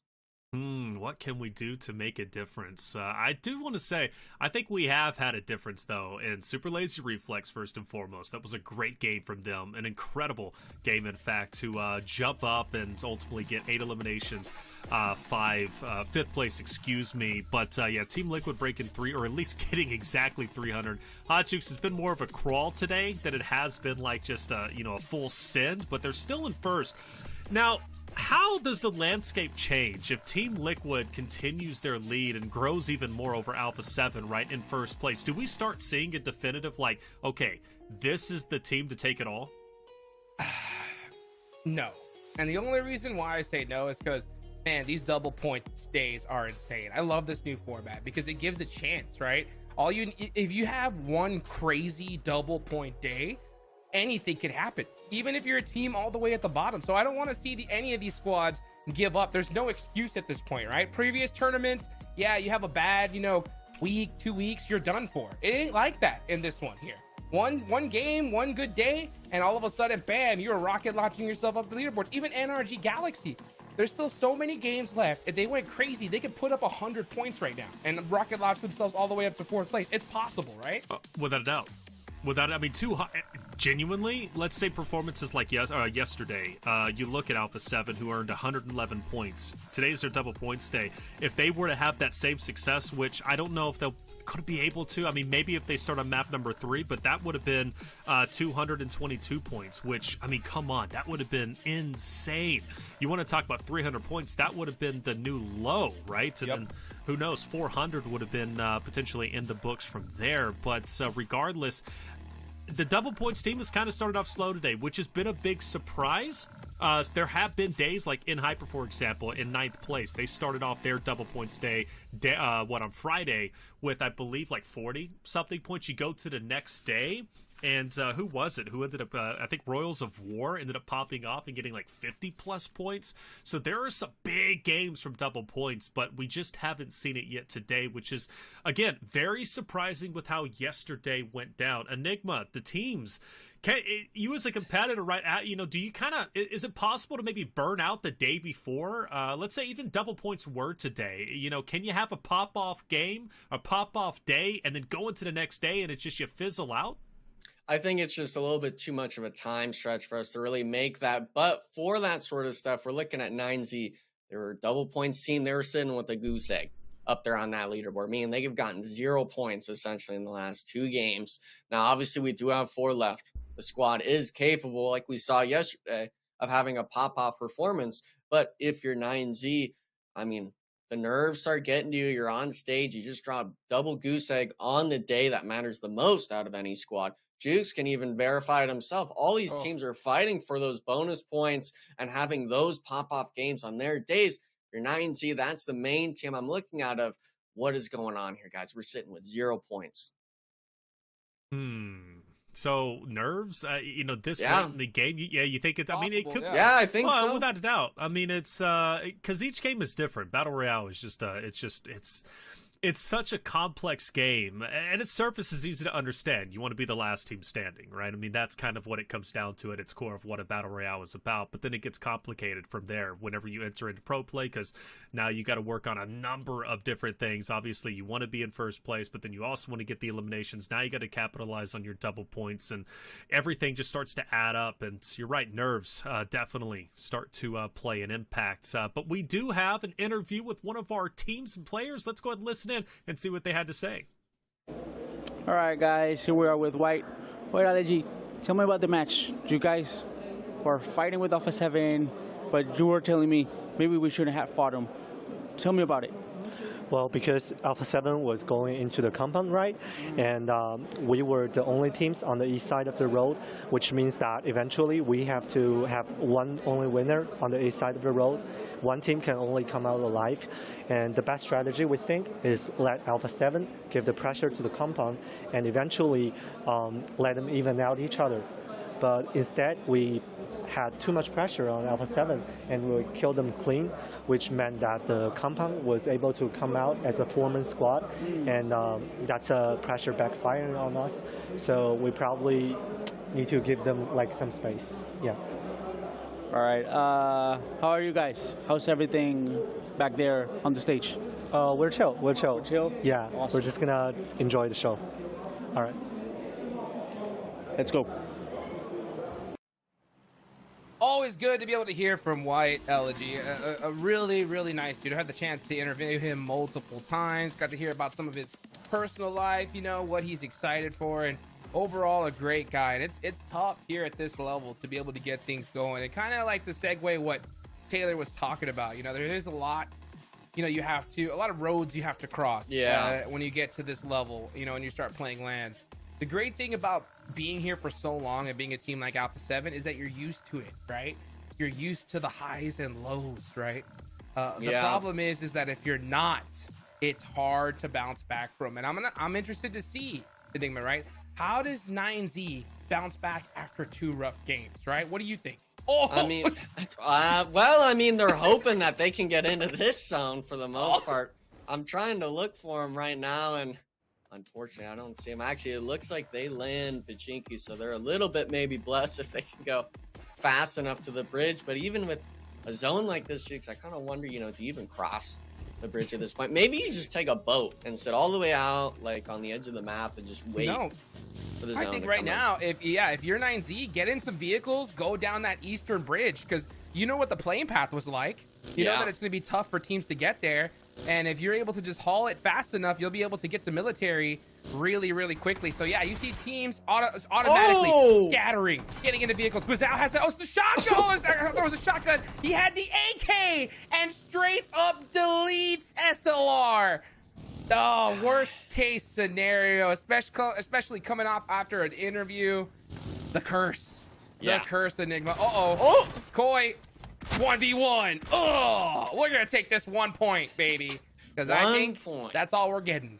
Yeah, I mean, Death Wolves, you have the AK there. I mean, you couldn't have asked for anything more, but the SLR's not the only team going. Royals of War opting to cross the bridge. It looks like Team Queso now coming in on the backside. All these teams kind of expect this to go down, you know, 2 or 3 zones in, but we're doing this in the first minute of the game, Jukes. No, I agree. I think this is the right play because, you know, with a zone like this, you want to get there as fast as humanly possible. And, you know, it's unfortunate that, you know, if you're SLR, I don't blame you. I think that was the right play, leaving so quickly. It just, you know, wasn't fast enough. And at the end of the day, there is RNG in this game. What do you know, right? Man landed on an AK. You know, I mean, what can you do in that spot? I mean, you just hope he doesn't get that next time. And for the most part, maybe you just hope there's no sort of, I guess, melee zone, the playing path as well. I mean, you said it yourself. It was just brutal for these teams. We talked about 4 teams, I think it is dropping around this compound. NRG as well, the team that lands Primorsk already leaving immediately. It looks like this is the replay of it. And, you know, they've got the pump and a pistol, but an AK, no armor on anyone. You're needing 2 bullets, basically, to knock every single person. So Death Wolves, we see it again. They're all trying to do the seat swap, but, I mean, he just has to hold it down, and he gets everyone.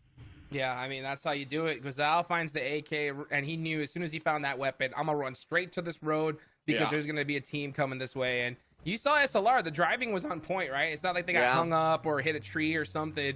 They full sent it to the road, but Guizao was just there with that AK saying, hello, bam. And, you know, at the end of the day, a rotation like that, sometimes it is a little bit of a coin toss, and there's not much you could do in that kind of scenario. I'm disappointed. NRG is leaving the glider at the compound. They left the glider, of all things. Like, why not have the eagle in the sky? Looks like J7 actually left to maybe hold that sort of coastline, almost getting knocked. But all these teams, I mean, if you make this sort of early rotation, you're working with scraps. NRG included, Team Queso, you're looking at Team Liquid as well in some instances. You're working with basically nothing. And 9Z now, they've crossed the bridge behind. Rose of War now taking the fight. VTech, though, is going to have something to say about it. VTech is no joke in the CQC. He has been on point all day today so far. He's got that pump shotty. He's looking for that remaining player. Oh, doesn't matter. Simple is gone. Dave, what have you done to 9Z? What have you done? 0-0-0. I feel bad for him. Like, you look at the smile on Royals. Look at VTech's face. Oh my gosh. He's like, thank you. He's like, muchos gracias, Mustache Dave, because 9Z's been cursed at this point. I don't know. That is a tough start. I mean, 3 goose eggs, and not to mention, Enigma, you could testify.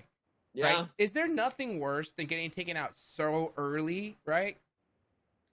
It's just like, you know, I almost feel bad for their mental state too, because they come into it, they're the last group. You got to see how other teams played during bonus point days for them. It's like, okay, yeah, we get a good lay of the land. I think they had the best opportunity to accumulate the most bonus points with them being the last group for week 1. But you coming in and it just really looks like you're not even getting like a knock or 2. It just makes you sit there and wonder, like, are we even supposed to be here? And that's like the worst thing that could happen is you questioning yourself or your team members. And that's where it separates the good from the great of coming over these sort of instances and moments. Yeah, it's so easy to get in your own head, right? And what I was kind of trying to talk about is like, man, it's nothing worse than 2 bad games in a row, and then you go out so early, you don't have the time to get warm. Yeah. Nothing. You're just having to sit for like 40 minutes waiting for the next game, and it's hard to bounce back from that. It really, really is. So we'll see if they're going to be able to do it, and there's no worse day to do that on when you're double points day. That's just like an extra just cherry on top of how rough it is, you know? Yeah. And I mean, for the most part, a lot of these teams, they're still opting into playing as a solo, as a duo. We see the Team Queso player just ratting out. Worlds of War actually looked like they were looking for this solo, but with you seeing how early the fights were in that sort of elimination feed, you know not to really be diving around too much. But Titan Gaming now actually forcing the fight with Furia. Furia having them pulled up on getting a free little knock, it seems. I guess, how did he even run in the open right now forcing the 1v1, and Alim looks like he's getting absolutely worked right now. 1v1 situation going on, and Furia, in my eyes, is looking in the prime position on this fight. Yeah, Lim now really hurt. That nade might just do it. Oh, it hurt him real bad. But Augustus does go down, so Titan Gaming might have an opportunity to turn this around. Let's see what Inactive can do. That's just so hard to push these building with that broken wall. Oh, that was actually a really scary position he put himself in. Yeah, and I mean, it's all about utility use in these spots. I mean, Redox, they still haven't lost Doran yet, so they theoretically could get a reset, but you're getting yours after Furia's reset. They have the prime position with the 2-story building. What do you even choose to do if you're Titan Gaming other than try to just stick this reset and take the 4v4? Yeah, and then you know what? The big thing about this is, luckily for them, there isn't anybody near this, so they don't have to worry about a third party. Yeah. If there was, it would already came by now. But fortunately for them, that's not the case. So now, looks like Furia and Titan Gaming are going to start switching sides a little bit. Titan Gaming opting for the building. And honestly, I think the building is the worst case scenario. Wow. The zone! Are you kidding me? See you later. Time to go back to mainland, baby. All these teams in military base, you can just see All Glory Gaming just flipping a U-turn and now starting to send it right back up north. That's crazy. And I mean, you look at 9Z and stuff like that. They landed Pachinki. They could have just stayed on that north side and really had the pickings of placement spots. But now it's just, you're not even in the lobby. You see the zone like this. Thankfully for Fury and Titan Gaming, they're still in the zone here, basically dead center. But it's a matter of if you can start cleaning this fight up now to start worrying about that power position you have in zone. I mean, with a zone like this, it wouldn't even be a bad thing to start sharing a location like this. You're so central. Sometimes it's even better to just say, hey, you guys look that way, we'll look this way and defend this place, because you cannot defend the spot as one solid team. You know, yeah, so it's too spread. Yeah, you have to have 2 IGLs with the same mind, you know, because it's better for both these teams to start looking in different directions and then fight each other later on for first and second. But yeah, it looks like too that both of these teams, I'm seeing at least with Redox, no frag grenades, just smoke grenades as utility. So these squads, they're really not going to be able to get an opening in terms of utility usage. It's going to be just pure gun skill. And we literally saw it the first Erangel match. If you push up those stairs alone against a shotgun, you're basically as good as done. All these smokes as well. This is a great play as well by Titan Gaming. They're actually opting to try to force themselves down the stairs, maybe get a bit of an angle. Don't do it. At this point, it's too late. You have to kind of sign that temporary lease. Because the longer this fight's going on, this is such a central position that third party is going to start coming up here. So honestly, even sharing this building isn't necessarily a bad idea. And it looks like both these IGLs are starting to see that. They're like, you know what? This fight has gone on for too long. You guys stay up there. We'll stay down here. And, you know, just worry about everybody else coming on in. So I do not blame both these teams for doing this. It's a smart play. Yeah, stubbornness, though, is one that people don't like to experience. And both these teams, they want to hold this building specifically. So everyone's just close range. And while that's happened, that full western side of Ferry Pier is now accumulated by Alpha 7, the team that you don't want being anywhere close to the center spot. Royals of War making it back across the bridge as well. All these teams, it looks like, had a pretty easy time coming back across the bridge than the first time they did it in the first zone. So I'm interested more so in looking at how these teams opt to play, knowing that there's so much early game aggression in the first zone. Yeah, dude, I like that. Again, I like that play. And, you know, them throwing the smoke on the stairs is kind of like throwing the temporary white flag, right? Just say, guys, like another team is going to destroy both of us. That is not it. So, you know, they're smoking the stairs to say, hey, you guys stay where you're at. We'll stay where we're at. The next zone pops up. There's still central circle, right? So it's better for, you know, to have, you know, 8 players in this building rather than 4, because Yeah, teams are going to start hunting down the spot. You can even see Alpha 7 are starting to get close in on this area. Team Liquid and NRG are going to start fighting it out down south. And oh my gosh, yeah, there's still players all the way in the blue zone.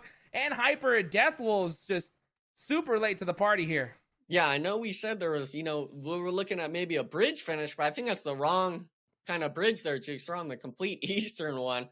But these teams, I mean, it's just, now it's definitely a handshake position, Alpha 7's next to you. My eyes are more so looking at what's going on this north side of zone. Be Bold against Influence Rage. Now, obviously, Hyper's having to make the pilgrimage, I guess you could say, coming down from that south side. But these two teams are opting, instead of going elbow to elbow, sharing real estate, they're going to be taking the fight to each other. Yeah, here they go. And you can see Influence Rage trying to catch David off guard. David sending it, just saying, no, please no. Can he get away? Oh, and he's baited them to his teammates. Very interesting play there from Be Bold. Influence Rage said, okay, I see you, David. We're going to go ahead and catch you later, as they're going to start heading more into the zone at this point. David is keeping an eye on him for now. Honestly, Be Bold, just leave him alone. At this point, you got to focus on getting into zone yourselves. Yeah, you missed out on the opportunity. You had the roof player. He got a few shots, but just didn't get the knock. Both of you need to just kind of look the other way and find a spot in zone, because everyone else is starting to really push the pressure, put those sort of splits to work on the edge. And we're still seeing Royals of War. They understand that they weren't the last team on Military Island. There's a few extra elimination points with their name. And NRG, if they kept the glider, I wish I would have seen him in the sky. But instead, now they're having to swim. And I'm disappointed. Jigs, I love the glider plays. Oh, the glider play was crazy.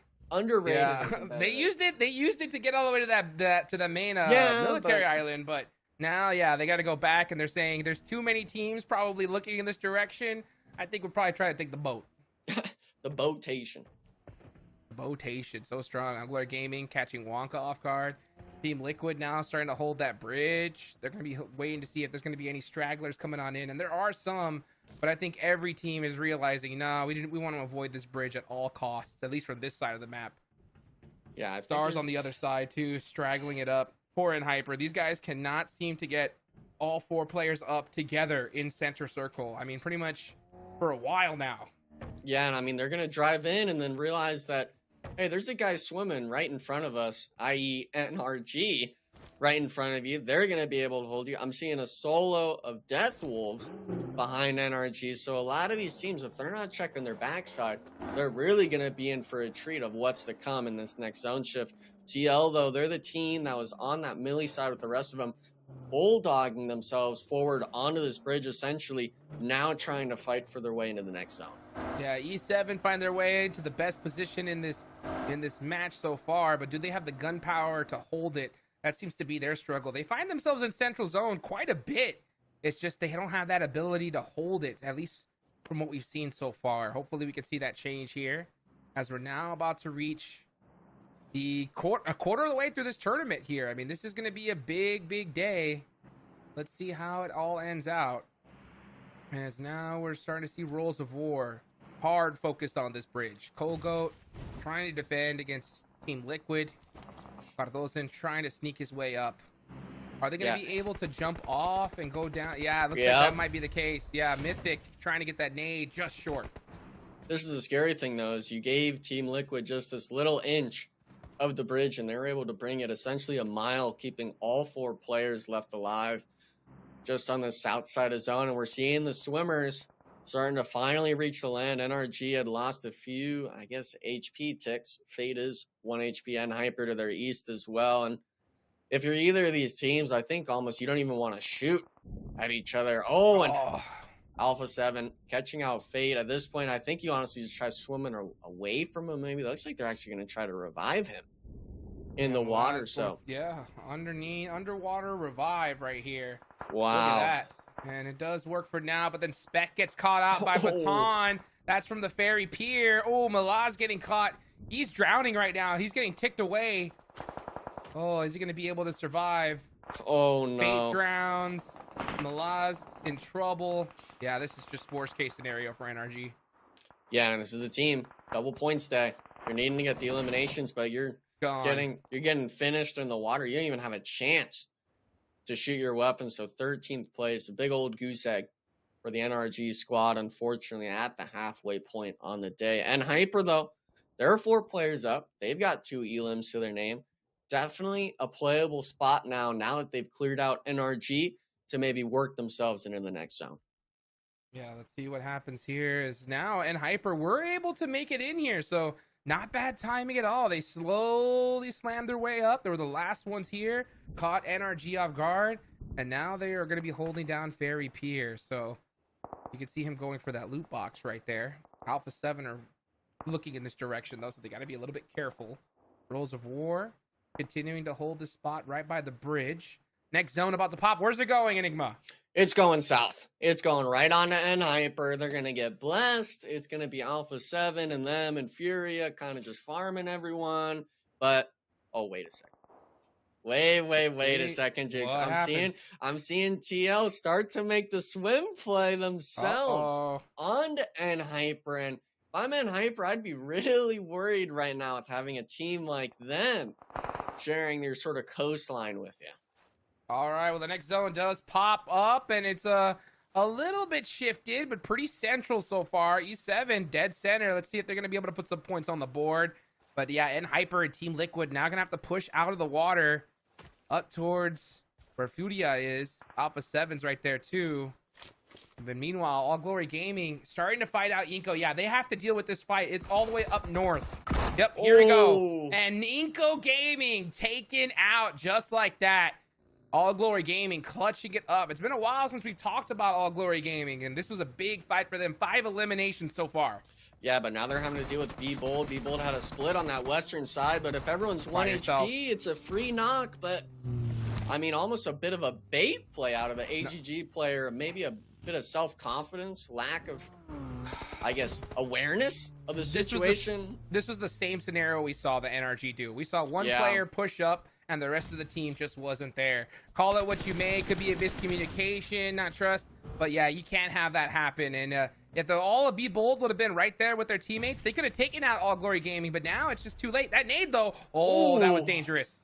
Yeah, and the nades are the big one. But at this point, it's 4v2 situation. And another run-over kind of play. Be Bold now just really struggling again with these late-game prime positions. They hold All Glory Gaming another 2 eliminations, being able to keep all 4 players alive coming into the Zone 5. Hey, All Glory Gaming taking advantage of mistakes, right? We saw that solo push there from Be Bold, and you got to take advantage of it. And that's what I'm saying is at this level, you can't get away with that kind of stuff. You know, in prior tournaments, you might be able to. Yeah. But here, oh my gosh, these teams are taking advantage of it every time, no matter where they're at on the leaderboards. Yeah, and I love their spot as well. E7 tried to kind of crest the hill and maybe look for a third party on an AGG, but if you're seeing a squad win back-to-back fights, I think you kind of just leave them alone for the next shift, let them cool off a bit in the zones. But their positioning, though, right now, from them winning those 2 fights alone, gives them a prime position to farm the rest of these squads. Yes, indeed. All right, well, let's see where this next zone's going to go. Chief from the back! Now Team Liquid has let N-Hyper know, hey, we're still here. And it is, I believe, just Chief alive, but he was able to secure that point. Baton getting eaten up by Blue Zone. He sees Carrillo right there, and he's just so scared to pop out that water because, you know, that Alpha 7 staring right at him. Let's see what happens, though, as Baton does go down to the play zone. He doesn't even get out of the water. And Chief gets taken out there. This is what I was talking about. This is why it's good to share in certain scenarios because, I mean, you can afford to look in every single direction.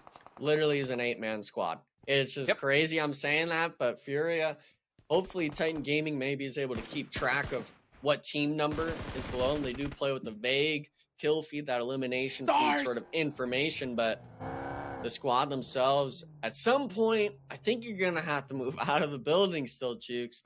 It's a matter of which team kind of comes out on top in that fight. Yes. Yeah, let's see what Carrillo could do. Oh, now hey, guess what? That little temporary agreement is now over as Inactive with that pump shotgun is going to try to make it happen here. Can he do it? Inactive on the push. He's got to get this shot. He's going for thirst, though. He needs to get the finish. And meanwhile, Star is coming up. It's done. Furia is now finished. Rolls of War are going to be on the push. And right on time, Titan Gaming should be able to get this res off. Yeah, and Stars is trying to at least get maybe an extra point or two for his squad, but not even going to have the chance. Royals of War getting that elimination pickup with the frag grenade, and that's not it for it. Titan Gaming, though, looks like they might be able to get the reset off, but still another 4v4 situation in this squad, and with the zone shift, this isn't even in the next zone. Victex with that initial nade is going to be huge. Conka down there, they're very scared to go up these stairs, but they're going to have to do it eventually. Yeah, Kolgo gets the finish right there, and they got 2 minutes on the clock, but they really only have 1. They need to finish this and start moving. Yeah, and I mean, Alpha 7 as well is going to be the team looking at you when you leave the compound inactive, just the sole survivor for his squad. Gets the connection, but not even going to bring him down. That's the trouble with the pump shotgun jukes, is it's hit or miss a lot of the time compared to the DBS and stuff like that. But with Royals of War, they're sitting on 13 eliminations as a Baker's squad. doesn't. And Can now we talk about just how consistent this squad is? Are you kidding me? today, top 3. I mean, it seems like virtually every game they're putting points up, and you talked about that magic number 6, 7 plus. I mean, they got 13 alone in this game, Jukes. 13 alone, and they're not done yet. They still have their entire squad up. Alpha 7 does as well. They only have 1 elimination, but this is what they live for right here. Playing on the edge, focusing on what's in the middle of them. 5 teams still remaining. E7, you know, they had such a great position. They have so much lay of the land, but still no eliminations right now. They got to start turning things up.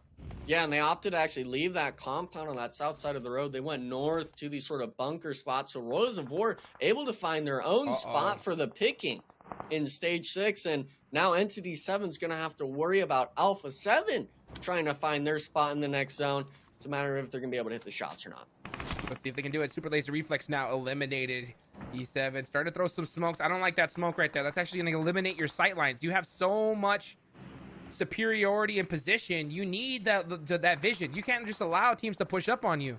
Yeah, and I mean, we're seeing frag grenades as well starting to get pulled. McGrellon's really trying to bait it for his team of, you know, let's go for Deblin, who's going for this frag grenade. Let's go for Ryan, who's trying to peek through the smoke and stuff like that. But Alpha 7, they are the team, though, that knows when to back up. They're opting to do that. They're going to wait in 30 seconds on this next zone shift. And if it goes to that north side of the road, you best believe Entity 7 is going to have a world of hurt waiting for them. Entity 7 need to get aggressive. I mean, they should win this game if that zone goes north. I mean, they have so much coverage. It's just all about hitting your shots. And let's see if they can do it. I mean, 0 points so far on this game with that position is not optimal. Not to mention you got Royals of War red hot. 13 eliminate. Actually, yeah, 13 looking to increase that number. Where's the zone going to go? Who's going to get favored here? Who will get black? It centers right on up towards E7 and All Glory Gaming. Alpha 7 now have to get on the move. Yeah, and the scary thing, too, is All Glory Gaming hasn't been quiet this game either. They've got 9 eliminations to their name, so having both of these squads where one of them is, you know, top 2 on the leaderboard and the other one has virtually just wiped squad after squad making these rotations in. Your Entity 7, you look back and really think, like, what did we even do in this game other than be a placeholder for some other people? Oh, Victex putting some nice shots down range. Oh, but Entity 7, yeah, you need to focus all on Alpha 7 right now. You know they're wide out in the open. You got to apply that pressure. But with, you know, Entity 7 putting some shots on Royals of War, that opens up the door for Carrillo to cross the road all by himself for free. E7, you got to be taking shots right now. And now you let them get close. That could be a very costly mistake. Yeah, and I think it was just an opening knock on the hate on the sort of forward position. It's always the front guys that get caught first. And Alpha 7, now we're seeing it. 2 out of the 4 players instantly pulling out a frag grenade. And if you're Entity 7, yeah, I mean, you got to almost just concede the hill at this point. There's no way you could push up with. I mean, look at it. All Glory Gaming raining down you as well. You're basically just stuck to turtle up on the bunkers. This is the same thing that happened. This E7 should have focused 100% on Alpha 7. Always the rule is you got to clear your back first, then focused inward. But instead, they let Alpha 7 cross the road for free, and that is the worst team you can let get close. Yeah, give them an inch and they take a mile. Now Royals of War, unfortunately, having to make the death cross, it seems, that death race, so to speak, on the road. But they do have 2 players already crossed. AGG, though, realizing that, making the play themselves, while Alpha 7 looking to apply pressure. So a lot of activity now coming into this final part of the zone. Yeah, but Entity 7 are not capitalizing on it. They got to leave that spot. Just take out Alpha 7 here and now. You got that initial knock. Now are they starting to get aggressive? It looks like they're starting to. It's about time. Hey, better late than never. Let's see what you can do. It's a 4v3, but oh, they got the res off. Mafioso gets knocked. That's a big one right there for Entity 7. Can they close out the door? But meanwhile, now Carrillo's up, ready to go. He's got that nade locked and loaded. McGrellan gets shot from the side. He is 1 HP. Back and forth, back and forth. Who's going to win this fight? And I mean, NC7, it's down to Carrillo and McGrellan for the squad on Alpha 7. Now just force pushing it, but sheer domination out of the squad. I mean, whether it's an M4, whether it's a DBS, I mean, Entity 7 had that in the bag in all rights. Above a hill, we're talking first-person smoke plays, not hitting the shots when it matters most. And now Alpha 7, they're able to keep 3 players up coming out of this fight.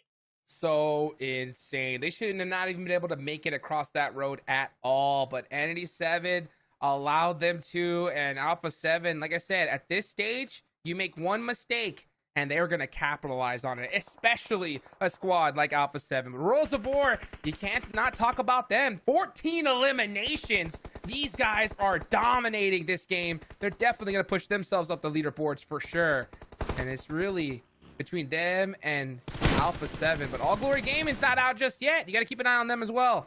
Yeah, I mean, we're talking a 3v3v3 position going on. All 3 of these squads, we've seen them time and time again really be able to sort of win these fights with man disadvantages and stuff like that. But when everything's evened up, when everyone's kind of got their own piece of the pie in terms of the zone, which team's really going to be able to make the most of it? And my eyes are still set on Alpha 7, the team that has shown timeless and times again in terms of the last few days of being able to pull up when it matters most and forcing these teams to make plays themselves. All right, well, who's going to win this game? It's pretty much anyone's battle at this point, but it looks like All Glory Gaming getting mighty close to Worlds of War. Oh, that nade from Revo was so critical, and that's an eviction notice. You know another one's coming in the same exact spot. Oh, and it just is just a little bit short. Yeah, I mean, if that connects, you see another knock. As we're talking to Aragod on the hill, it looks like Revo, oh man, he's got another. Gonna connect. Bang! Oh my! It was just that little cement pillar. The cement. I feel so bad for Revo. I mean, like, that's money 99% of the times. You know, timing it like that downhill, you don't really get a good feel of how far your indicator really is. And going, what it seems should have been back to back to back. Not working in his favor, but Revo now, Worlds of War having to force out 3-man spray down, really just a firing range for Alpha 7. Now we're just down to the last 2 teams.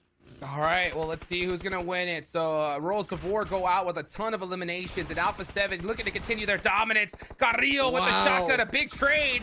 Can Cardi win this one? He has the high ground. He gets a big knock, but another big shot from Revo.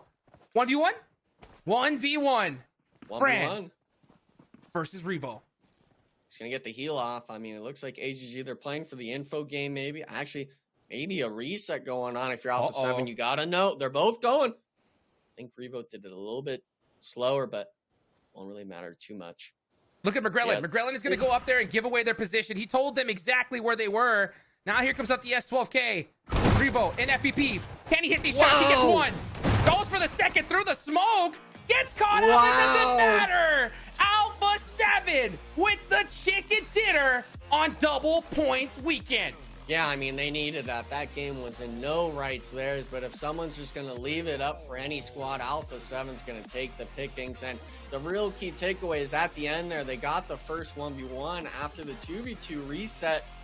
Revo just starts instantly spraying the gun. He's like, if I can just do any sort of damage on that other squad, we'll be able to win this. He has so much faith in his teammate that I'm going to be the bait, and I'm going to make sure that we win this game. Let's go. Ooh, so much to break down from that Erangel. Truly one of the most exciting Erangels we have had yet, and honestly, some big mistakes too that has me absolutely fuming. We'll break all that down and more. So first off, let's talk about the zones. Enigma military, right? 6 teams are set up. They're like, we're chilling. All right, if the zone comes to us, we are gonna be just fine. but they're not fine. They have to shift over to mainland, and that throws a wrench in 6 team setups. Yeah, and I mean, for the teams themselves, that first zone, the first minute was everyone gunning it for the south side. I know when it came to that stage 2, 3, when it made that huge shift to the north, Hot Jukes instantly called of just, AGG is going to hit a 180 real quick. They're going to go all the way back around the bridge.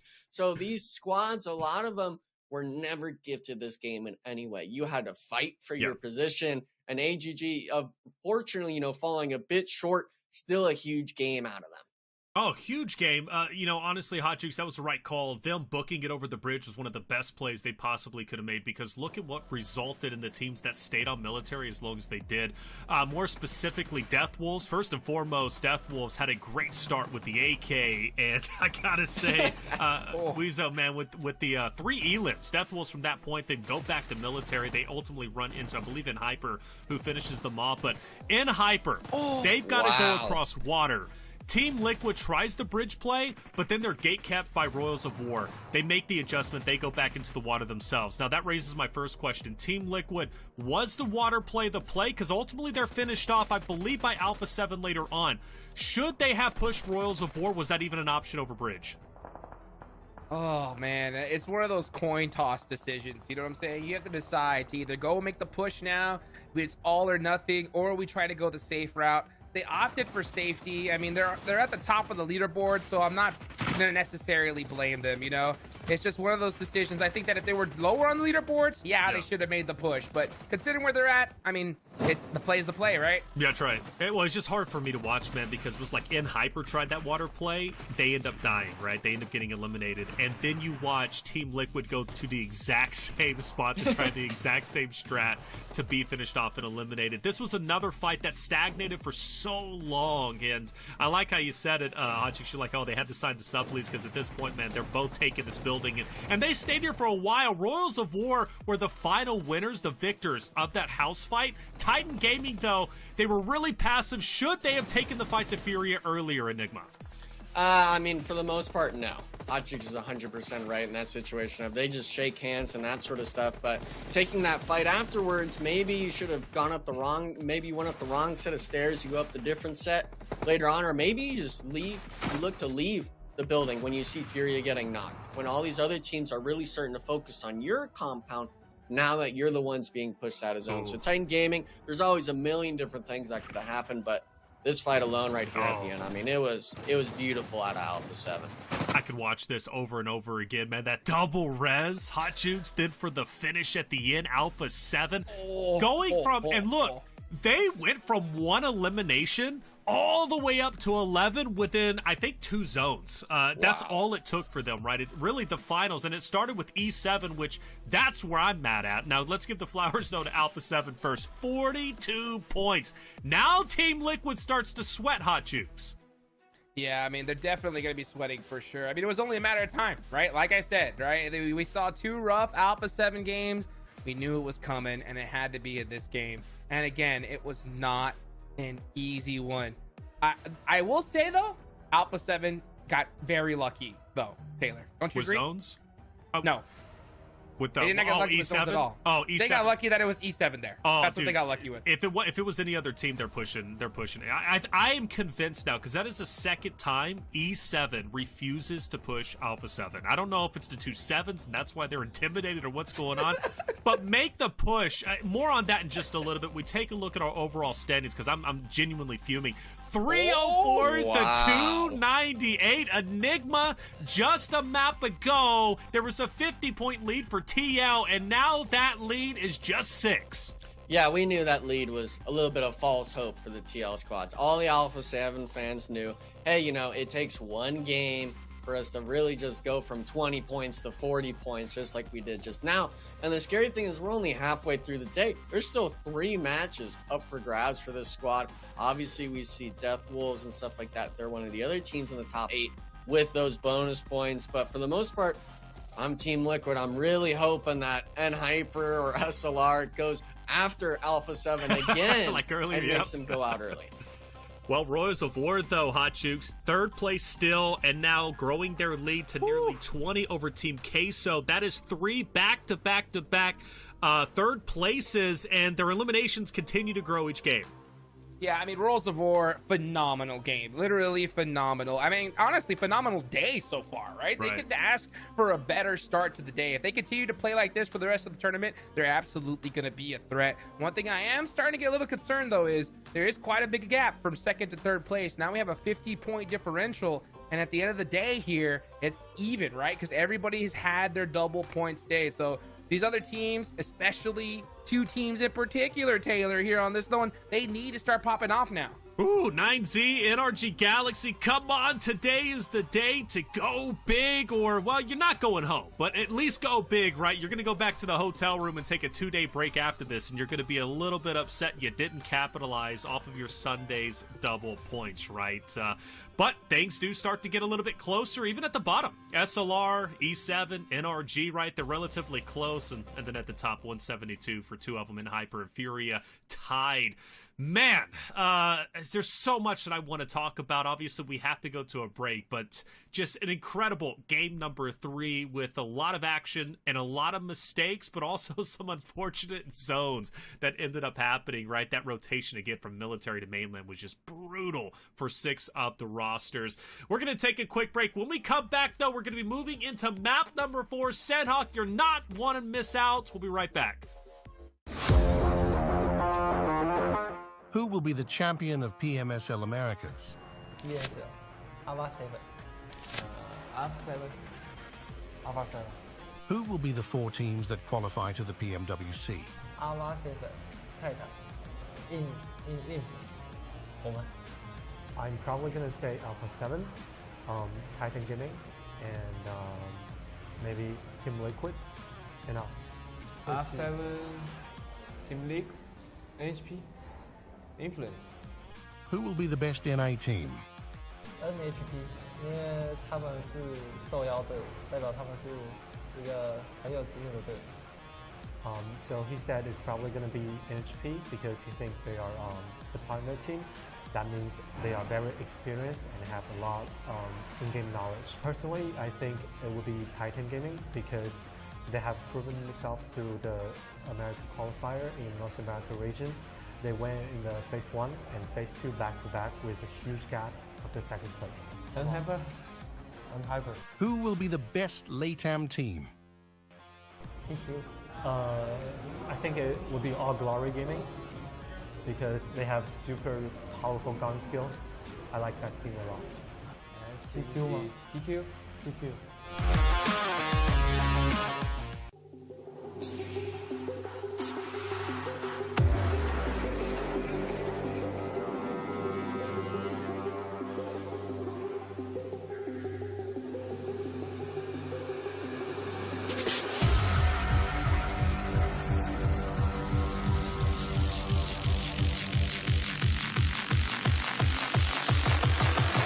You left me no choice.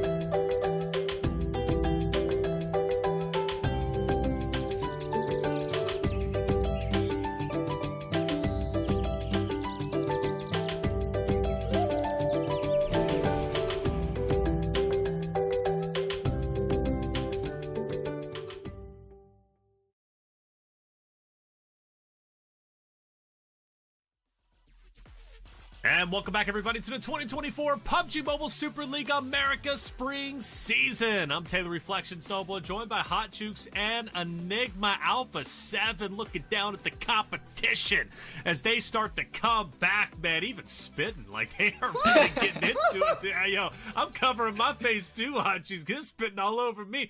But hey, they're about to start spitting on Team Liquid. They are just 6 points away when that lead was 50 at the start of the day. So Team Liquid, again, starting to sweat. We knew Alpha 7 was most likely going to take the lead over TL, right? Because it's their double points. But Team Liquid, pressure's getting up there now.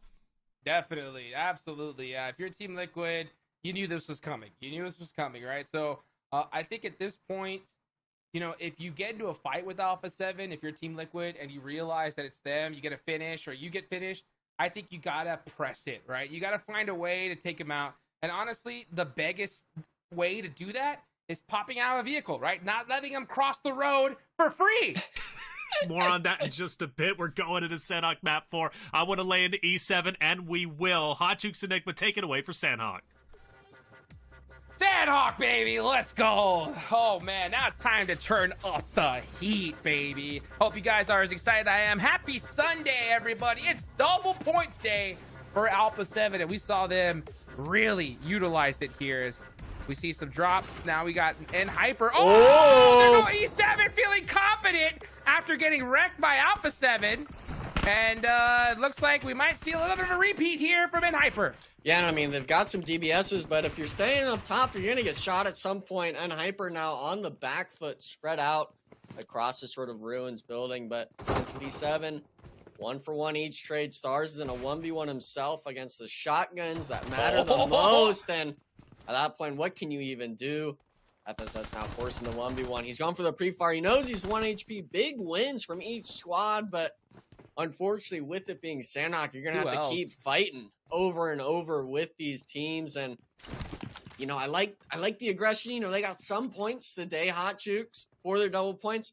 I just wish maybe they kept few more maybe players alive. Yeah, this is this is the worst case scenario for both these teams, right? You're losing 2 players each. It's just both a lose. So, yeah, not the best situation. Franco just got absolutely beamed. No helmet, no vest. We might see the same exact play we just saw a few seconds ago. We might jump out. Actually, Baton's waiting for him. Pre-fire from a DDS. Man. Do not go into that doorway at all. Look at the patience. Just wait for your teammate, then do it. Oh, there you go. Wow. Nice. Beautifully done. Now it's 2v1. You double up. We do see Deblem with a vest, at least to his name. No helmet, of course. Who needs one of those anyways at this point? But and Hyper now, as soon as you start getting the shots connected, you really start moving around, and you move too far, the DBS is really able to catch you lacking in these situations. Yes, indeed. All right, well, now it's just Deblem left for Entity 7.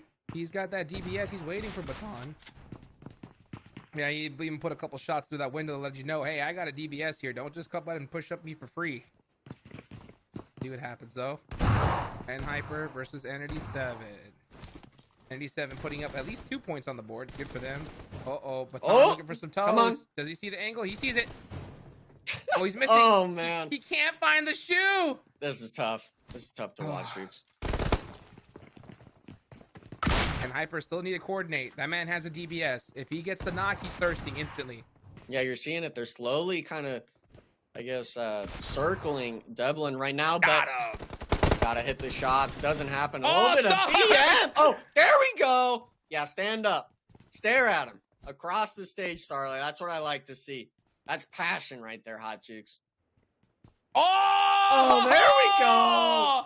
He said, I'm going to give that play 2 thumbs down, baby. Oh, man. Entity 7. Honestly, I'm not going to lie. After seeing Alpha 7 push up on them for free, I kind of made the same, you know, little hand motion. But hopefully, I mean, at the end of the day, this is a very big jump, right? To play at this level. And for some people, they're not really ready to make that jump. At the same time, it's a massive opportunity. And hopefully we can see them learn from this, right? Even if they don't have that crazy jump up and they end up in last place at this tournament, the things you learn from here are just invaluable. Yeah.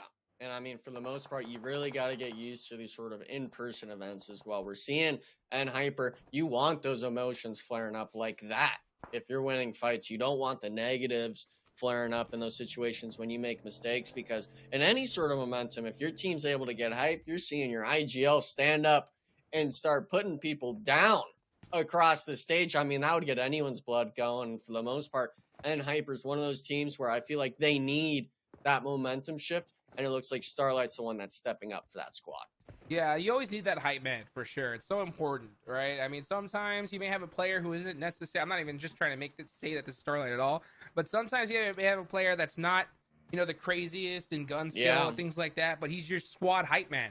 And I'll tell you what, that is invaluable, especially because, you know, you're not going to have a great game every single one. Yeah. And you need somebody to boost the morale of the squad and bounce back. You know, 9Z needs that person right now after 3 really bad games. So hopefully they can make it happen. Cardoso getting popped out though. Man, Rose of War.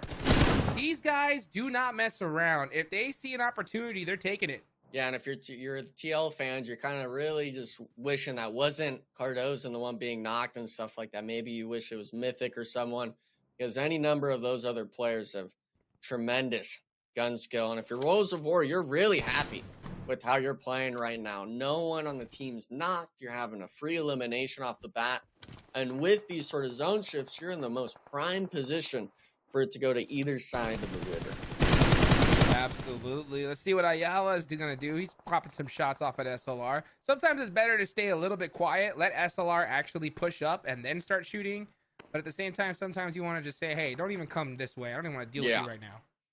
And a lot of these teams, they're making those rotations, and TL, of course, being the one that we just saw, falling to the pressure of the other teams. But a lot of these teams opt to make these early rotations because if you get stuck on either side of the river, we're talking at Sandhawk Jukes. You're not going out of zone and making rotations. Your only way to go is forward. And if you're not in the prime position for any of those spots, I'm sorry to break it to you, but you're not making it anywhere into those late games.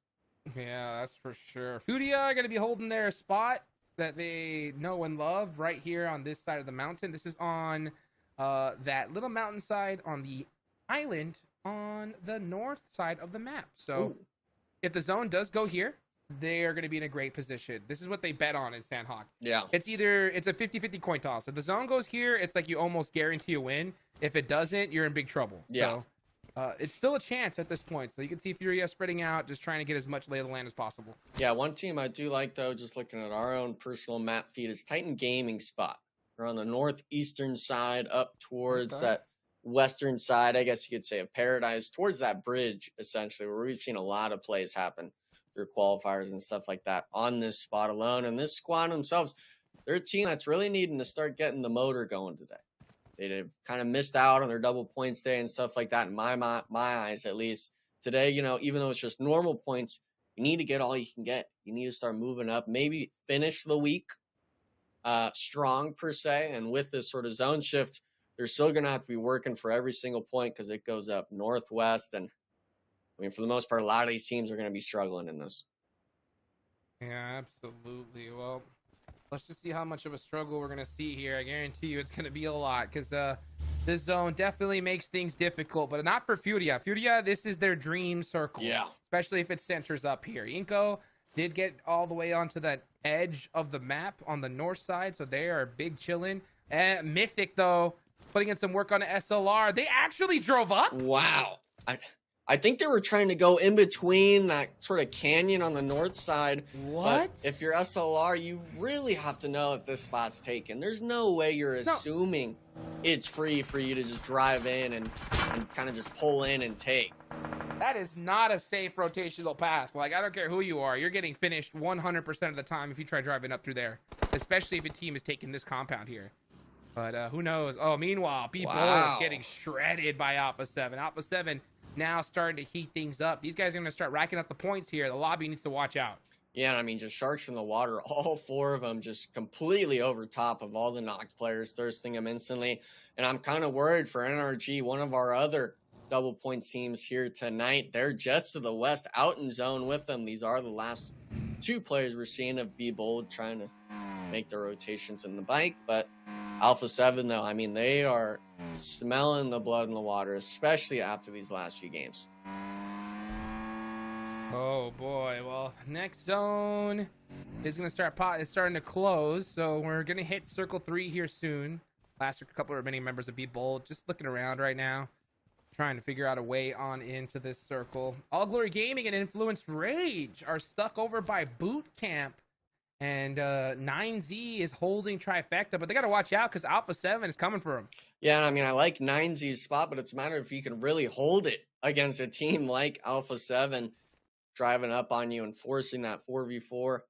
A lot of these teams, though, they're all making moves around the map. It's hard to really see who's going to be going on first. And actually looks like Alpha 7's going to relax a little bit. Do a little bit of scouting. Even, I'm not sure, I believe there's a spot somewhere along that shoreline where you're able to drive a vehicle across it without using the bridge. But at that point, I mean, every professional player knows where those kind of things are. And if you're Alpha 7, I think you really just have to look at taking the fight to one of these other teams, maybe out in zone. Yeah, yes, indeed. Yeah, Alpha 7, it would be worth it at this point. Just try to soak up those points because you're getting double for every single elimination you get. Yeah. So, you know, this is going to be a hard circle to get it in for sure. So it wouldn't hurt just, you know, try to take out these teams. Even if you go out early, it ain't so bad. But I'll tell you what, Alpha 7, they're not comfortable, man. These guys really are ready to rack up the points here. 9Z needs to watch their backs. That's where their eyes should be on. 100%. Clear your backs first, then focus inward. Yeah, I would have liked to have seen NRG maybe make a rotation earlier on in the game, seeing that N-Hyper, the team that lands right next to you, took that sort of early game engagement, maybe even look for the third party so early on in the game, but still sticking true to their own game style. We have seen that kind of fall short of what we expected out of that team, but the next zone shift does happen, and Furia Jukes, they've got most of the mountains still in play for them. This could be a big game for them. Alrighty, well, it definitely could. Let's see what happens.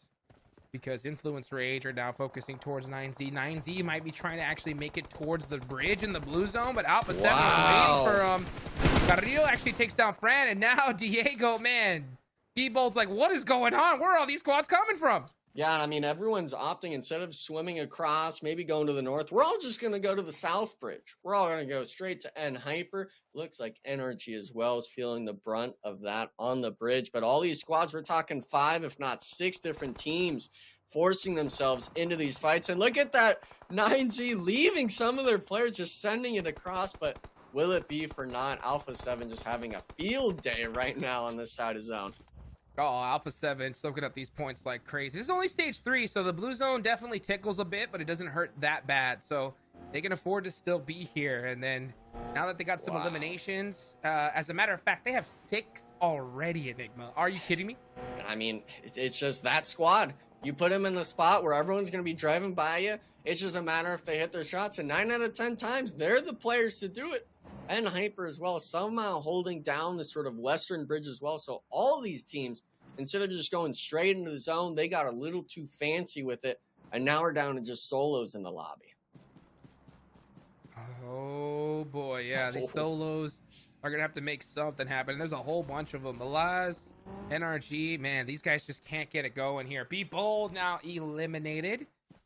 Next zone coming up in 1 minute. We're going to find out where it's going to go. Influence Rage did find a place on in this circle. Actually, a really good spot. Diego, very central position. You can see them maybe just doing a little bit of pre-fire. Make sure that that weapon is ready to go. Make sure it's not on single. Is. That's right. Yeah, and this spot as well, as much as I do like the compound itself, it's really hard to play with Furia playing on top of the mountainside. You're almost hoping that it sort of shifts towards the mountain, because then you, INF meaning, and Furia will possibly be able to start soaking up eliminations, because as soon as you have to leave that compound, it's essentially a death sentence on the zone shift. And a lot of these teams, unfortunately, with this being around the mountain, Hot Chooks, it's going to be a death sentence for a lot of players.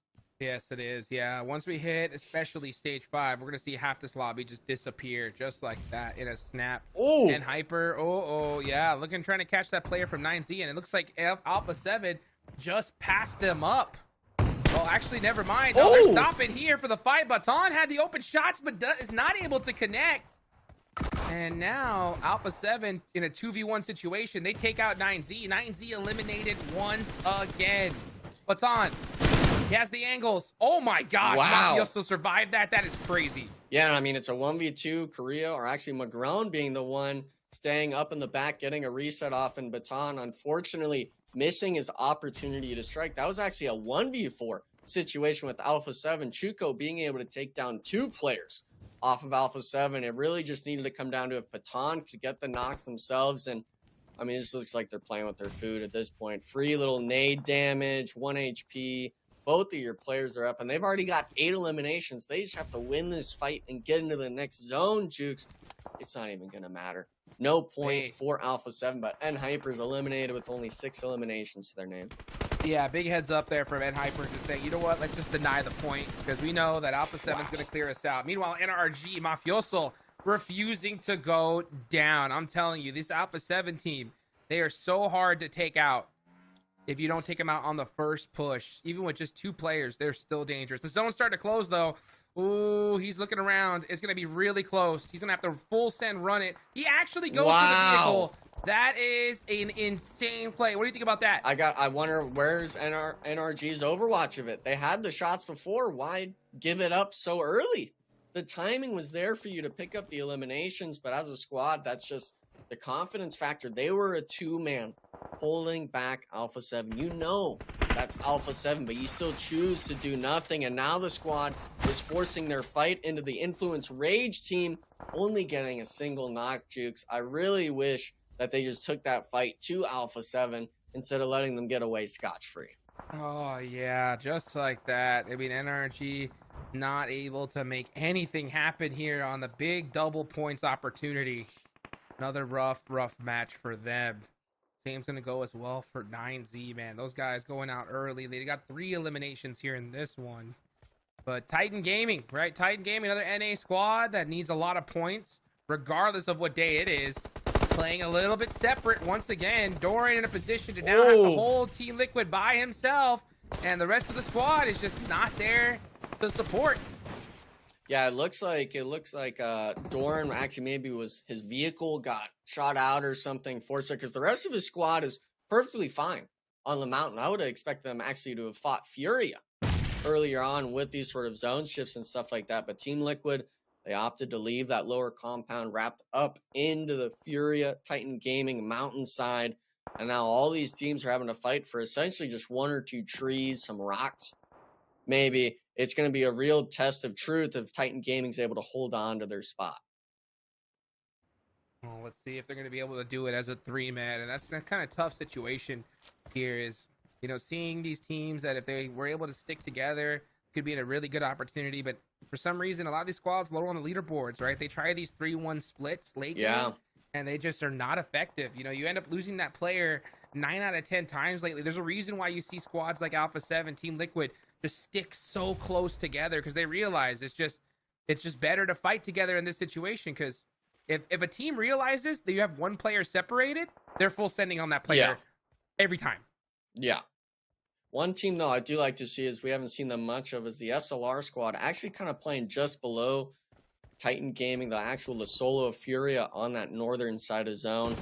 As a 3-man, of course, but Inko forcing the fight onto them. Man. Wow.